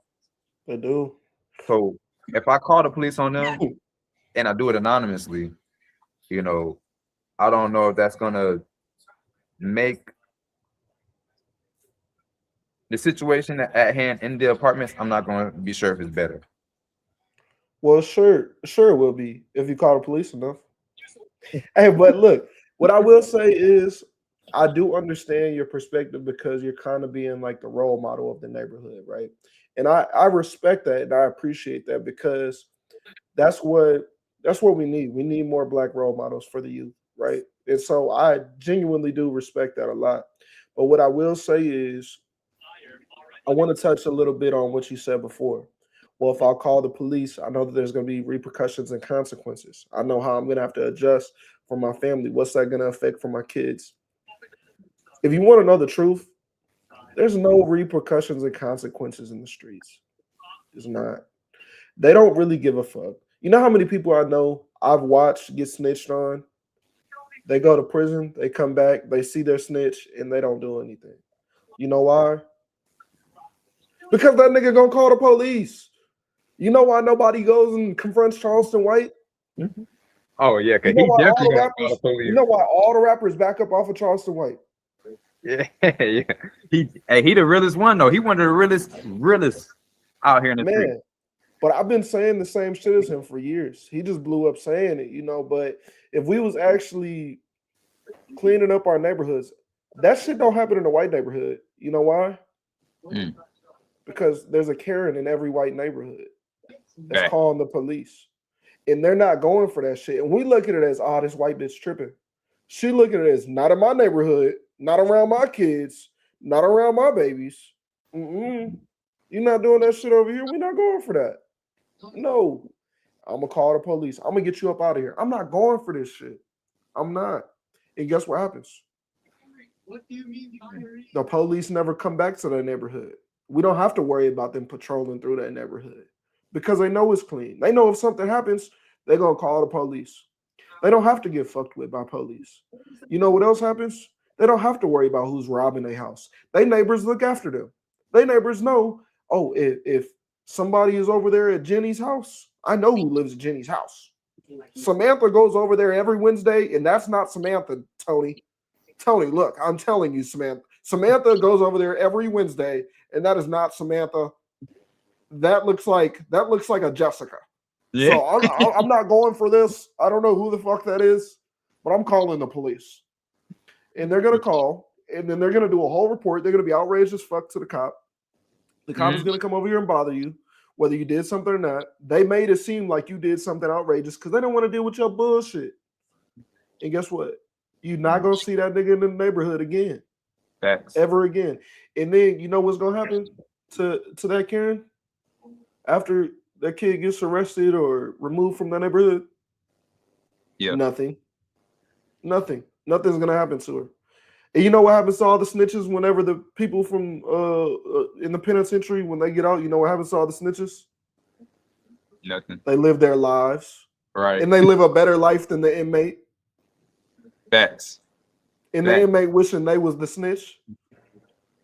Man, yeah, that's a story I've heard so many times. I've even seen we are, I'm from North Carolina. Frank Lucas is notorious gangster, whatever. Yeah. But he told on his whole family, you know what I mean? Yeah. Shit, I would too. If it's me or you, nigga, it's me. Yeah, exactly. It's me. And we don't gotta ask the question. Don't ask me, it's me, nigga. Don't ever put yourself in a situation where it's me or you, bro. Because I promise you, I'm not choosing you. And that's how it should be. But when it comes to, like you said, if I call the police, I'm not always sure that I'm not going to be the one going to jail. That's also for me. That's a fact too. I've been in situations with my ex-wife where I was not the aggressor, and I still had to go sit down. You know what I mean? Like, that's different, though. That's different. The state of Texas, when it comes to domestic, bro, they don't play. They do not play. But that's the quickest way to get a 5-year sentence. Man, I had scratches and everything on me, and they said, "Hey, so you're gonna have to leave." I was like, "Okay." But it's all about circumstantial, right? If you know that this is the trap house and it's in your neighborhood, what's gonna come from the trap house? Drugs, criminals, and shootouts. Those bullets don't have no names. One day it could be your son getting hit with a stray. One day it could be your daughter. And that same day that it's your daughter or your son is the same day you're gonna sit there and say, damn, if only I would have. If only I would have got them out of my neighborhood when I had the opportunity. You know what I'm saying? And that's kind of the message I want to give Black people to understand is the only change is within us. We can't wait for other people. We have to clean up our own areas, our own communities, our own events, our own places that we go to, our own functions. We can't have every fucking Black function have a shootout, bro. We can't have every Black function have a brawl. We can't have a restaurant be popular amongst the Black community. Like, what's it called? Waffle House. What's that? What's that? Waffle House. Waffle House. But even like Papados, right? They was talking about Papados, and there was another one, Cheesecake Factory. Now Cheesecake Factory is too ghetto for everybody because Black people keep showing up, acting their ass, and fighting. I've never been to Cheesecake Factory. I thought that was high class still. It used to be. Now you broke if you take a girl to Cheesecake Factory because niggas is in there fighting. That's crazy. So they didn't lower their prices any, but the value of the business goes down because Black people go there. You see what I'm saying? That's like, crazy. That's how shit works. When Black people are there, the value of shit goes down. It's not going down because people are racist. It's going down because all this calamity we bring in everywhere we fucking go. And we're not cleaning it up on our own. If you want to go be fucking motherfucking Batman and go whoop their ass yourself, you can. That's fine too. But clean it up some type of way. Call the police, be Batman, be whatever the fuck you want to be. You know? That's what I was kind of explaining to my son too, because like I said, Officer Hill, he's always on him. He's great at his job. But as far as when they said something to me, I feel like, hey man, you guys have they can hearken something they don't even understand. So when I try to talk to them, I don't even try to talk to them, to tell you the truth, man. I ride by them every day. I just go to my house. I just come here. But yeah, that's the best way to do it. Shit, I ain't playing with them young niggas at all, man. Bro, I really do you like that. You fuck around and fuck around. Exactly. Like they don't know all the weaponry I have. You know, exactly. Like if I don't want them to ever. They tried one time to put me in a situation between me and them, and I showed them that not only do I have the heart and intent and direction, that it can be replicated and reciprocated and repeated and done again and again. You know what I mean? Right. You know, that's just me standing my ground. But for these older ladies and the kids here, I do want to be, like you said, I want to help in the future by my actions now, by my actions today. Yeah. But I'm not, since my trust for police is not always there, I feel like there has to be another way around. If, you know, the governing body is the police and I can't really, I'm blessed to have a policeman here that I can talk to. That's the difference, you know. But do you not think that's also hand to hand with us not calling them? Okay, so obviously there's been a history with the police to where it's been very hard for us to trust them, right? But I think now we're at the point where we could bridge that gap. Yes. There's Black police officers. Exactly. There's white people who hang out with Black people all the time who are cops. Like they're not as racially guided as people think anymore. Not like yes, they stereotype because everybody does. If I see a nigga with his pants low and they tight, low and tight, and they got dreads, and then a ski mask hanging on their forehead, I'm thinking you trying to do some shit too. Yes, I'm gonna profile you. Say what you want to say. I mean, you profile everybody. You see a girl. Everybody profiles everybody. Everybody judges. That's a human nature. You at the club, you see a girl walk past. She bad, but you looking her up there. Is she a girly girl? Is she a feminine woman? Is she aggressive? Is she a hood rat? She might be fine, but what is she? Oh, does she look at other niggas? What is she doing? She probably got kids. I could tell that little flap on her belly, like, you know what I'm saying? You profile, you do. You might walk up and be like, yeah, so how many kids you got? She's like, I don't got no kids. My bad, I profiled you. But she looked like you had kids. Your belly was flapping a little bit. Like, you know, and that's just how it works, right? You know, so we profile, and that's how it goes. We have the opportunity now to be able to build that connection with law enforcement because of social media, because of after all the Black Lives Matter shit, because it's kind of like, have you ever read the 48 Laws of Power? Oh no, I haven't, but that's definitely on there. I can't remember what law it is. There's a law in there that tells you to go into business with enemies over friends because enemies have more of a point to prove. They have to show you their value, and typically they will be the best for you in the long run. Is going into business or going into something partnership with your enemies. So we've already had the divide be wider than it's ever been after Black Lives Matter. This is the perfect opportunity to build that bond with law enforcement to realize that we are not all criminals. Some of us are going to be law abiding. What is law abiding? Well, law abiding is not just following the law on your own. Law abiding is also speaking up when somebody else is inflicting, or inflicting harm on somebody, or affecting somebody else's rights. Because your rights stop. I mean, your rights stop when someone else's is being affected. Right. When somebody else's rights are being affected, that's when your rights stop. Yeah. Right. So at that point, I feel like it's only our duty as law-abiding citizens to police our own community. Not police by going and grabbing the bad guy, but saying something. If you say something, it ain't do nothing, then fine. Okay, well, let me call somebody who is gonna say something that's gonna make you do something. I don't know if it's gonna be the right thing, but I'm gonna stay in my house while they come and tell you. Yeah. It could be that simple. Like, there's white folk that call the police on people every day, and nobody even knows who called the police. They never left their house. They looked out the window, called the police, went back to watching the news, and never even thought twice. Finished watching the football game, whatever. We are so terrified by the narrative that they put on us. They've trained us this way. And it wasn't our own people who trained us this way. They trained us this way. They don't want us to protect our own neighborhoods. They don't want us to protect our own community. So what do? They say, oh, yeah, the only people who can come and protect you, y'all don't like them. Y'all ain't cool with them, guys. They the ops. Hey, bro, they the ops. Man. And that's a crazy what stereotype because, like I said, the guy I'm friends with, Mr. Hill, and I have cousins that's in law enforcement as well. And I also have cousins who have like conspiracy murders, who are confirmed serial killers by the government with 2, 3, 4 murders. But when it comes to, like you said, policing your own neighborhood or policing your people, I was happy to know that when I was growing up, we was being policed by my grandmother, by my aunts, you know what I'm saying, by my mama. Because those whoopings, you know what I'm saying, those older women instilling that, hey, you come in this house, you take your shoes off, wash your face, or you're gonna get whooped for like messing up things. Yeah.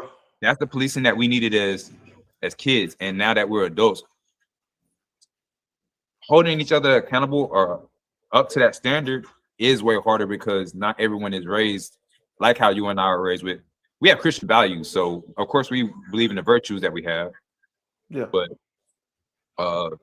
other virtues, when kids are not, if you grow up, like you said, thinking something that's dishonorable is honorable, like selling crack to a pregnant lady like Biggie Smalls was doing, then you're gonna think that, hey, I'm making it and the police is the ops, when in fact that's a man who got a job so he could have a pension and feed his family by making whatever he feels right. It's just that the trust issue is when what you think is right and what I think is right doesn't align. That's why I never joined the game, because, bruh, why would I? Bro, half the things y'all doing I don't believe in, so why? Yeah. You know? I used to always say, like, I've never been affiliated with like any mainstream gang or anything, but like in my generation it was cliques. So like we didn't really care about if you were blood or crip or whatever. Like, we were clicked up. Like, you might be with this group or that group or whatever. You might all be from different hoods and different gangs, but this is our clique. Okay, yeah. And I used to kick it with them here and there. Like, bro, I'm fucked with all over the city. So like in the West, I grew up in the West. In the Fo, people fuck with me in the Fo. In the 3, they fuck with me in the 3. They fuck with me everywhere, right? There's never been no plex, never been no BS. Like people in my clique when I was a kid we would go to the club and people their ops would not come fight them because I was standing there and they fucked with me because I was fucked with everywhere, right? And dang man, bro, I keep forgetting where the fuck I'm going with shit. What was he just saying, man? You said Oh, something and I was getting to it. with the police and how I don't really a way to go about cleaning the community without either with minimum police involvement or with a police that where we police our own people or holding each other accountable because like I said, my mom was whooping my ass when I was a kid, bro. Yeah. And that I don't even know where the fuck I was going, honestly. But regardless, we had cliques. Like we didn't really have gangs. We had cliques. We had like little groups of maybe 10 to 20 people that would get in the shit. Oh, that's what I was gonna say. And I used to kind of fuck with them, but they used to always be like, man, you come around and then you disappear and then you come back around in like a year. And I'd be like, yeah, bro, y'all know me. I gotta go do my own thing. They used to be like, man, you always disappear and you know Newman disappear every 3 months, and I'd be like, yeah, bro, why would I want to be? Why would I want to be around a group of niggas so I can do what y'all niggas want to do? And that's what I would tell them, and they'd be like, man, well, you got a point, and I'd be like, yeah, nigga, why I want to sit around and do what y'all niggas want to do? Nigga, I'm gonna do what I want to do. Y'all niggas doing what y'all niggas want to do. And now y'all follow with niggas who want to follow each other and enjoy it, bro. But when I pull up, just know a boss has arrived, nigga. And now we doing whatever the fuck I say I'm gonna do because either y'all niggas gonna roll with me or y'all go sit here. Yep. And that was one thing when I moved away and came back, everybody used to be like, damn, Newman is his own man now, bro. Like that nigga gonna do what he wanna do. Like, you know, when you're kids, you kind of fall into whoever kind of has that kind of motion of the group, right? Yeah. And you kind of just fall victim to being a follower. Yeah. But I came back, they was like, damn, that nigga really gonna do whatever he want to do. Like, nigga, we either gotta do what they do. They used to literally say this shit all the time, like as a joke, like, no, y'all know we gotta do what Newman do, or nigga, he not gonna be here. Nigga, like, like for real. And so I'd be like, shit, nigga, you don't gotta do what I want to do, bro. But I'm gonna do what I want to do. Y'all niggas could either tag along or not. And then the same thing going out to the club. Everybody want to ride with me to the club because they all in cars is probably shit. The police probably already know their car. They probably gonna get pulled over, fucked with, or their registration ain't right, or something, right? And they all want to ride with me. I'd be like, all right, man, you can ride with me, but I'm gonna tell you, I'm probably not gonna get there when everybody else get there, and I'm gonna leave before everybody else leave. And I'm not gonna wait on you, bro. I'm gonna tell you one time I'm leaving and all that. Oh, give me 5 minutes. You gonna be at the club and I'm gonna be at the crib. And in 5 minutes, you gonna call me and I'm gonna say, nigga, I just woke up. Nigga, what? Like, nigga, what? What you want, bro? Like, I'm not gonna be there. Like, I'm gonna be at the crib because I'm not doing that shit. I'm not. Why do I want to? If it's something in me telling me I need to do that, that's my intuition letting me know I'm doing what I need to be doing. If I'm sitting around and my intuition is telling me I need to go home and we sitting at the club and then some shit pop off, now I know shit. Man, I was telling myself I needed to leave this whole fucking time. And now a nigga done got shot. You know, like some shit like that. And that's why I fuck a gang, fuck a clique, fuck a set, shit, fuck a hood. All of that. I can give a fuck. Man, That's why it's not many niggas who can stand alone like me. And I stand on my own 2 feet against all of y'all niggas if y'all want to. For real. I wish more of us had that gumption about us, because I don't want to say it's the scared little boy in a lot of men, but there's a lot of men who never grew, never had to be put to a test of fire to even see if they're a man for real. You know what it is? A lot of people never faced enough rejection in their life. Me, I had to face it when I was young for multiple different things. I wasn't black enough for some people. They didn't believe I could really get down like that because I'm mixed. And so I punch a nigga real motherfucking hard. You know, like different shit like that. Like I had always had to stand on my own. Everybody, you know, back in school, everybody had that one best friend that they was always with. Nigga, I had a new friend group every year. every year my friend group was different. Cause I fuck with y'all niggas, but then I felt like y'all niggas was doing some hoe ass shit. So I stopped fucking with y'all niggas. And now these niggas that started kicking it with me. And now I feel like y'all niggas doing some hoe ass shit.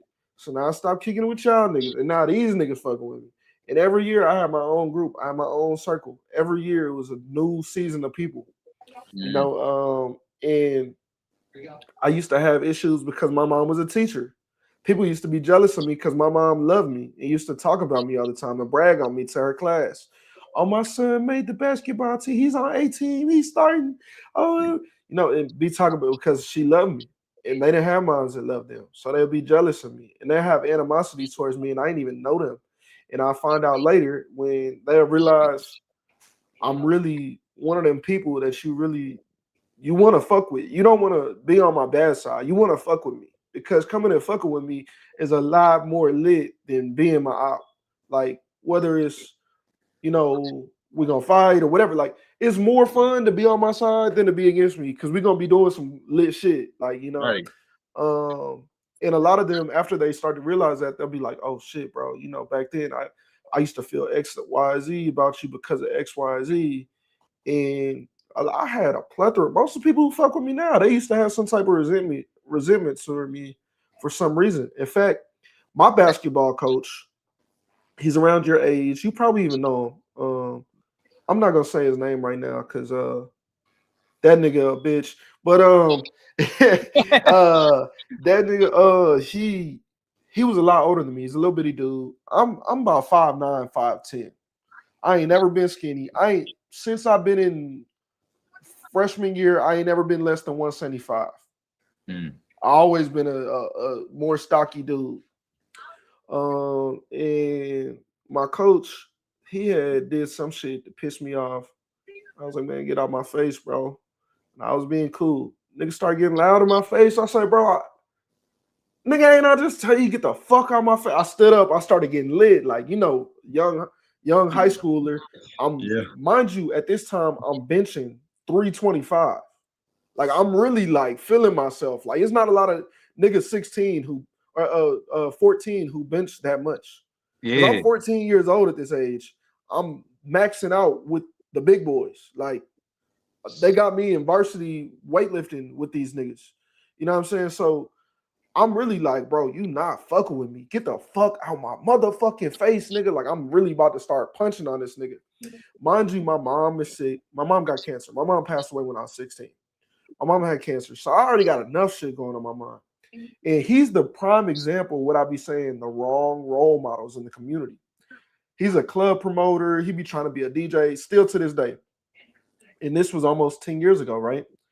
And still ain't made no money, still beefing on Facebook with his baby mama, all that shit, right? Oh but anyways, even the shoemaker. I think he did. But he's about your age. I want to say he's give or take a year. You probably know him. I think I do know who you're talking about. I done plexed with him on the Facebook a few times, went back and forth with him because the nigga talks. Okay, so he loves. So I punked him when I was in basketball. I told him, I said, nigga, I tell you what, nigga, say one more word and I'm gonna punch you in your motherfucking mouth. I said, matter of fact, if you don't start backing up by the time I get to 3, nigga, I'm gonna get to punching. And I said 1, and that nigga backed up way back. And I said, oh my mama, hey, because my other coach, his name was Coach X. I said, X, come get this bitch ass nigga right now, bro. I'm finna lay your mans out. Bro, disappear or whatever, right? So then come around later, he commenting on I had made a post on Facebook where I was like, man, all these people from my hometown want to add me now that I got 35,000 followers. Nah, y'all join that 35,000. And he commented, he was like, oh, bro, on my defense, I was like, damn, is this Newman? And I was like, nah, bro, like, I know you damn near my whole life, so I let you in. Like, nigga, I let you slide. And so he trying to play cool. He'll engage with some of my posts, act like he fucking with me. But anytime he don't agree, well, he don't agree with none of them. But anytime he really don't agree, this nigga trying to, like, he think he embarrassing me or something, but he not. He trying to go back and forth with me in the comments about past shit. Like, oh yeah, you never learned about X, Y, and Z. I try to tell you, like, nigga, you can't teach me nothing, nigga. I've been owning shit for longer than you've been broke. But you know what I'm saying? You've been broke a long ass time. But but you know, and I'm like, bro, like, I had told that nigga in the comments one time because he was like, oh yeah, see, knowing you, I know that you identify as black, but you're feeding into your white side, like yada yada yada. Knowing you, I know your mom is white. I'm like, okay, well, knowing me then, bitch ass nigga, you know that I don't know any of my white relatives other than my mom that passed away when I was 16. Knowing me, you would know that I'm still the same nigga, any street, any block, any set, nigga. You wouldn't come step to me and say shit to my face, nigga. Knowing me, you know my name holds more weight than you in any area that you go to. Knowing me, you know that you've been broke for a long motherfucking time, and I've been paid for a long motherfucking time. And like I started going in, I said, and knowing me, you know that I punked your bitch ass when I was 14, and you was a grown ass motherfucking man. Anyways, I said all that to say it be shit like that like instead of niggas trying to build up the community and cheer you on and shit, they want to tear you down. And he tried to throw up, oh yeah, that's why your whole life nobody ever liked you. I said, shit, nigga, seemed like I had plenty of friends my whole life, nigga. Look at your grown ass coming to try to be my friend. so like, nigga, you added me on Facebook, the bitch ass nigga, I ain't add you. Like, so not to mention you added me because you see the motion. This is the same nigga who was my basketball coach, but would see me in the club and act like he didn't notice me. And I'll be like, I used to think that, like, did that nigga just try to dub me? Because I'm really like I'm known. I'm not trying to be cocky, but like I really am known and clean. People, if you go around and say Newman, they know me for something. No matter what it is, they know me for something. Whether it's fighting, whether it's doing some bullshit, whether it's doing some other bullshit, or whether it's doing some stand-up shit. Like, most people know me as a stand-up person nowadays, right? Yeah. But if you knew me from when I was younger, you knew me from doing some bullshit. But you know me nonetheless. So it's like, nigga, not only do I have way more shit than you do, not only is more people in here fuck with me than they fuck with you, and you in the club every week because you're a promoter. Like, you trying to dub me, nigga, and you was my basketball coach? Bruh, these are your role models? These are the role models? These are them. Models. They in the club every week, but then posting on Facebook, I'm only because I told him a week before, I said, it's niggas like you who's always in the club, always promoting hood rap music, but then want to sit here and talk about the black youth. Y'all niggas is the poison. Y'all niggas is Trojan horses. Y'all niggas is weak. Y'all niggas is bitches. Y'all is not no role models. Y'all niggas is hoes. And then hoes. Let me echo that. Hoes.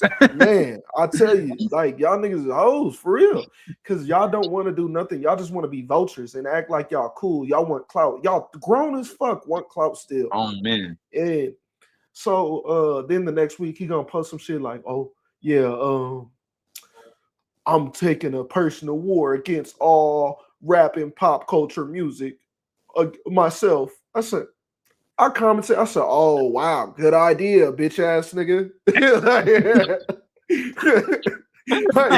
And then 2 days later he posting a club promotion. And what you think they're gonna play at the club? You think they gonna play motherfucking Miley Cyrus? Spin that. You know what I'm saying? They gonna play that spin that. You know what I'm saying? And he gonna be in that bitch turning up the most with his broke ass, drinking on somebody else's bottle. Man, and that just bring me back to the point. Like, we got so many. Oh, that's a big point. I'm glad you said it. These are the role models. So all the role models that are big in the black community right now. You had put me on to one. I can't remember. I think you said his name was Byron, right? Byron Donalds? Yes. So no one knows about him, but that's a role model. You feel me? Kids are looking up to Kodak, Cardi B. Mm-hmm. I don't know a lot NBA of Youngboy. NBA. That's the main poison to the community is NBA Youngboy. The boy got NBA hurt. Youngboy and 13 kids. I'm talking about the nigga threw water. I remember a couple years ago, it was a controversy about this concert he was at where he drank from a water bottle and threw it over the crowd, and everybody was like, "Oh, the whole front row just got AIDS." like, bro, and this is the nigga y'all celebrate. This nigga, bro, this nigga, the bitch who say her booty hole is brown. Did this bitch just shit? It's infuriating because I think about like when my mom was a child. My mom was born in '68, so when my mom was born, my uncle's a contractor. Like I said, he built buildings. When he was a child, Malcolm X was alive, Martin Luther King was alive, Patrice Lumumba was alive. It was different for the Black community that was evolving and making itself, you know? Yeah. The Black community now, the role models are athletes, comedians, musicians, people who don't study policy. These are people that are paid to do a job. These aren't people who are taking a passion to learn policies. Well, they're paid for influence. Say it again. They're paid to influence. Exactly. You know what I mean? That's literally their whole job is to influence and entertain you through influencing you. Through influence. The other thing that influences are like alcohol, weed. Those are influences. We don't need those things in the Black community. What we need is stand-up guys. Like you told me, Mr. Donald is one. I know a lot of Black women are looking at what was her name? Please don't say Jasmine Crockett. Jasmine, that was who it was. That is not a role model. That bitch is Miss Queen Ratchet. I could give you a whole soliloquy on how stupid that bitch is. You know, that's how I started. That's how I started in YouTube. Is I would go and I would do whole breakdowns on Democrats that were doing bullshit. Like I did like 3 videos in clean, and that's how I started YouTubing and shit like that. So, bro, most Black Democrats are full of shit. I'm just gonna be real with you. If they're Black and a Democrat, they're probably full of shit because they sell their self. Why, bro? Tell me how you're gonna be a Democrat, which is the party of Black people, but they still actively fund the KKK today. They were the ones who didn't want to abolish slavery. They fought for it. They were the ones who, like, bro, I don't understand this. Like, I just don't. I don't get it. They're the ones who bring race into everything. They're the ones who bring they're the ones who make you a victim. They tell you every day to your face, no, you're a victim. I know you think you're a strong Black man. No, you're a victim. The white man is oppressing you. That's the wolf in sheep's clothing. Well, matter of fact, not a wolf in sheep. I say that's just a wolf in how did Malcolm X say it? That's what he said, wolf in sheep's clothing. That's what he said. I posted a clip like that too. I posted one where I said, since I'm not Black, clearly I'm not Black enough, when I say it, I'm not Black enough, so I'm gonna let Malcolm X tell you. And I played a clip of Malcolm X saying that exact thing.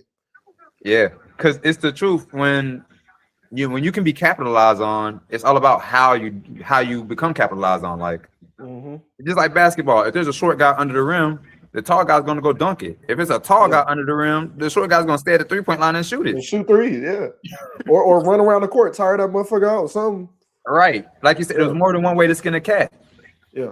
So to capitalize on Black people, Democrats have done it in a way where it's very sneaky, it's undermining. They paint the Republican out to be the bad guy, even though I feel like Republicans are just straight up with it. Like if they want to be gerrymandering, they'd be like, hey, look, man, we don't care.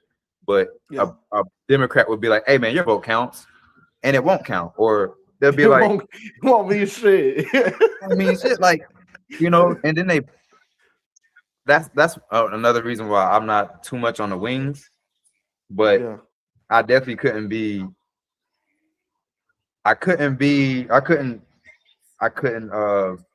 condone. That's what I said. I couldn't condone the Democratic Party for the last, my junior year, Obama became president. That was 2008. I couldn't vote. I voted in 2012 when I first got to Texas for Obama. After that, I stopped voting because I realized, I said, bro, I voted for this dude. I'm an adult living in Texas and I'm homeless. Don't have no help. No one's going to help me. I got to do all this on my own. And I know that he's not going to help. So now I have to look at what he is going to do for what is going on. You know what I'm saying? When I do. So then I became, like I said, I started teaching in 2016. Okay. So by that time, Obama was done with, but we was like I said, like you said, we was in the same place. Nothing Black people changed. didn't get better at all, man. A whole bunch of It gay got people came worse. out and All we kids was. did was feel more oppressed. You say what? All we did was feel more oppressed. Yes. So That was it. that's why I've lost when I lose trust for something, because I like virtues. I like very basic things like trust, responsibility, love. You know what I'm saying? I like things like that. When I lose trust for a party or a system, I will automatically try to make my own system. So Yeah. seeing how it's a bipartisan system now, and seeing how Theodore Roosevelt threw off the votes back in the, I think it was like 30s or 40s or something, for like the progressive and Democrat thing. I feel like that needs to happen again. Not the same exact way though, not the same exact way, but not a dismantling of the system, but definitely a resurgence of virtues in the system, to where it's not going to be just a money laundering thing. Like, oh, he has money, so this policy is going to pass through. I Trump is think there's Trump only one isn't thing. isn't phased by money, but he don't help me. You know what I mean? So that's why it's like, Yeah. Which I mean, everybody is moved by money to an extent, right? Even Trump is moved, at least in some ways, shapes, or formed by money, right? But at the same time, I think really how to cure the elections and make sure that people are actually doing what they said they're going to do is we need to get rid of um, we need to get rid of the donations. We don't need anybody to be funded for their campaign. We don't need any more campaign funding. They need to have their own funding. They need to have their own way, or it needs to be some type of program for free promotions for candidates or some shit. Whatever. I don't care. I don't know. But anytime there's campaign funding, it's always going to be corruption.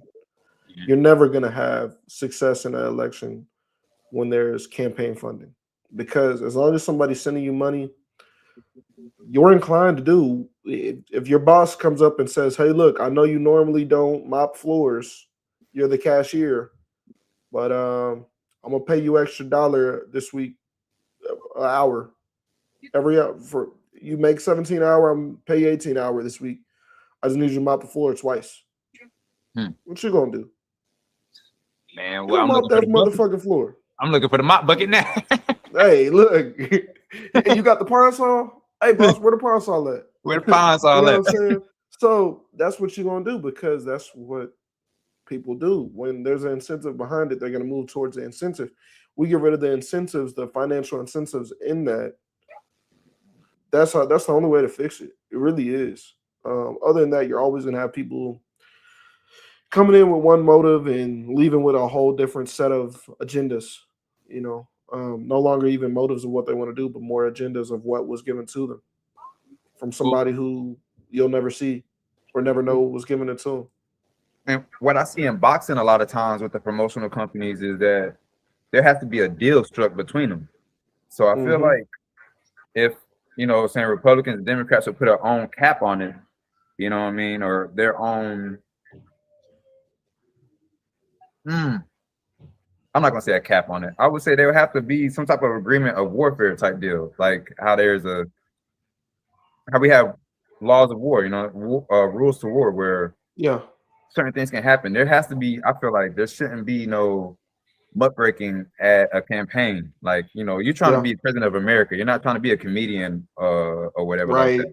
right, right. You know, It shouldn't be a popularity party. It just shouldn't. it It shouldn't should be.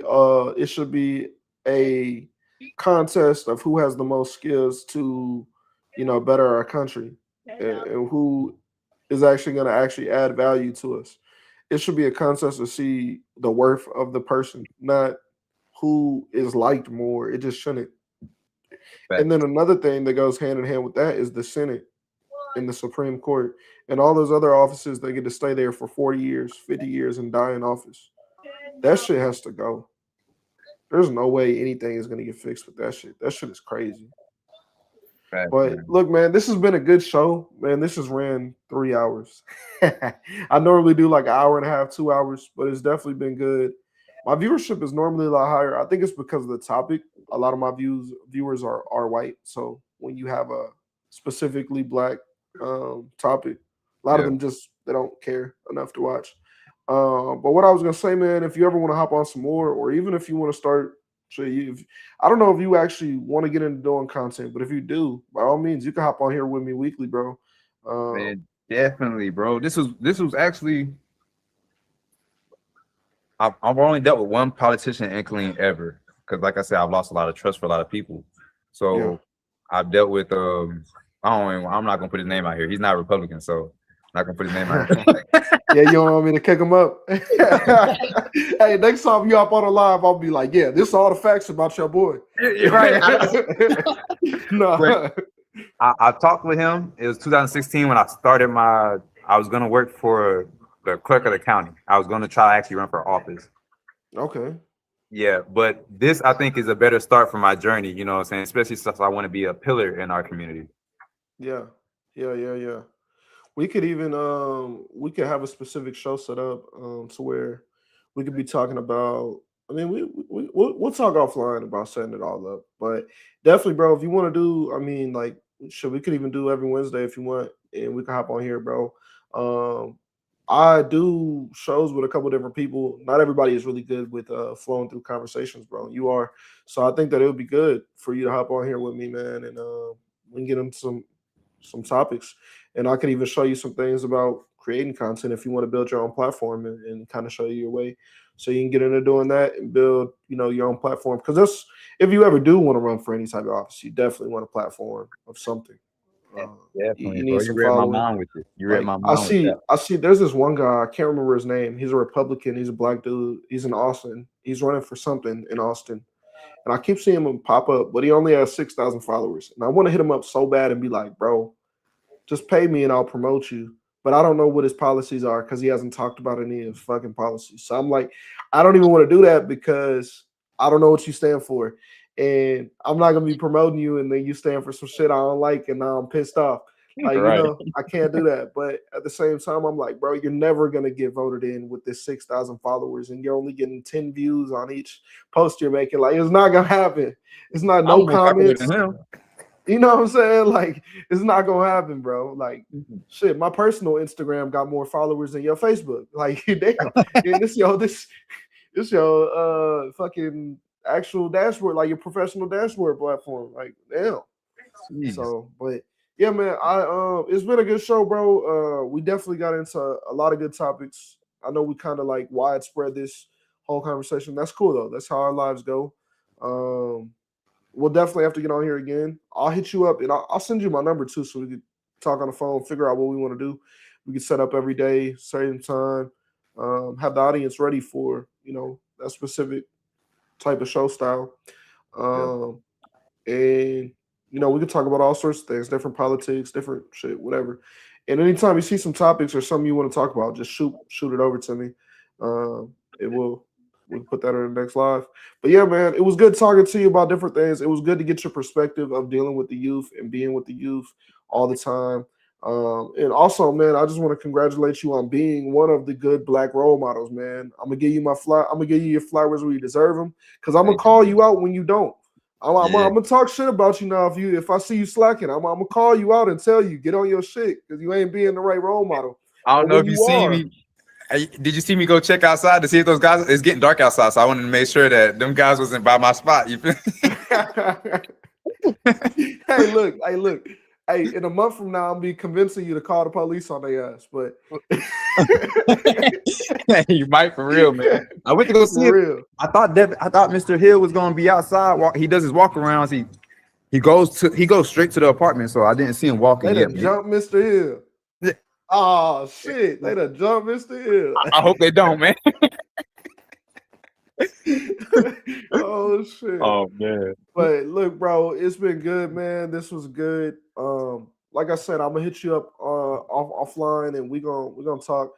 I hate going this long, especially with this webcam. Like, I don't mind going this long, but with this shitty ass camera, I can't even cut this up and put it on the YouTube how I want to, because the shit looks horrible. But even we had some good topics. I don't even want to snip it up and throw it on Facebook because I got this ugly ass webcam. They're gonna think I'm a rookie. Yeah. But yeah, man, I'll definitely hit you up here in a minute, man, and we'll chop it up some more, bro. I appreciate you joining. And Man, I appreciate the we only got invite. one viewer on here, but to anybody else who is viewing, we appreciate you guys tuning in. This is a good show here. If you guys got to join the conversation, next time join the conversation if you didn't get a chance to. Typically, I have the comments up and I'm talking to you guys in the comments. But since this was Dom's first time starting on the show, and I kind of wanted to get into speaking to him, I just wanted to have a little bit of one-on-one. But yeah, appreciate you guys tuning in, and I'll be back here Saturday at 11 a.m.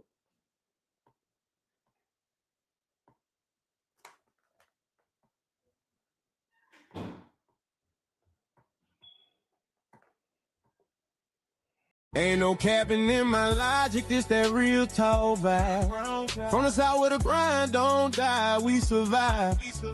Mind sharp, money right. Truth be the topic.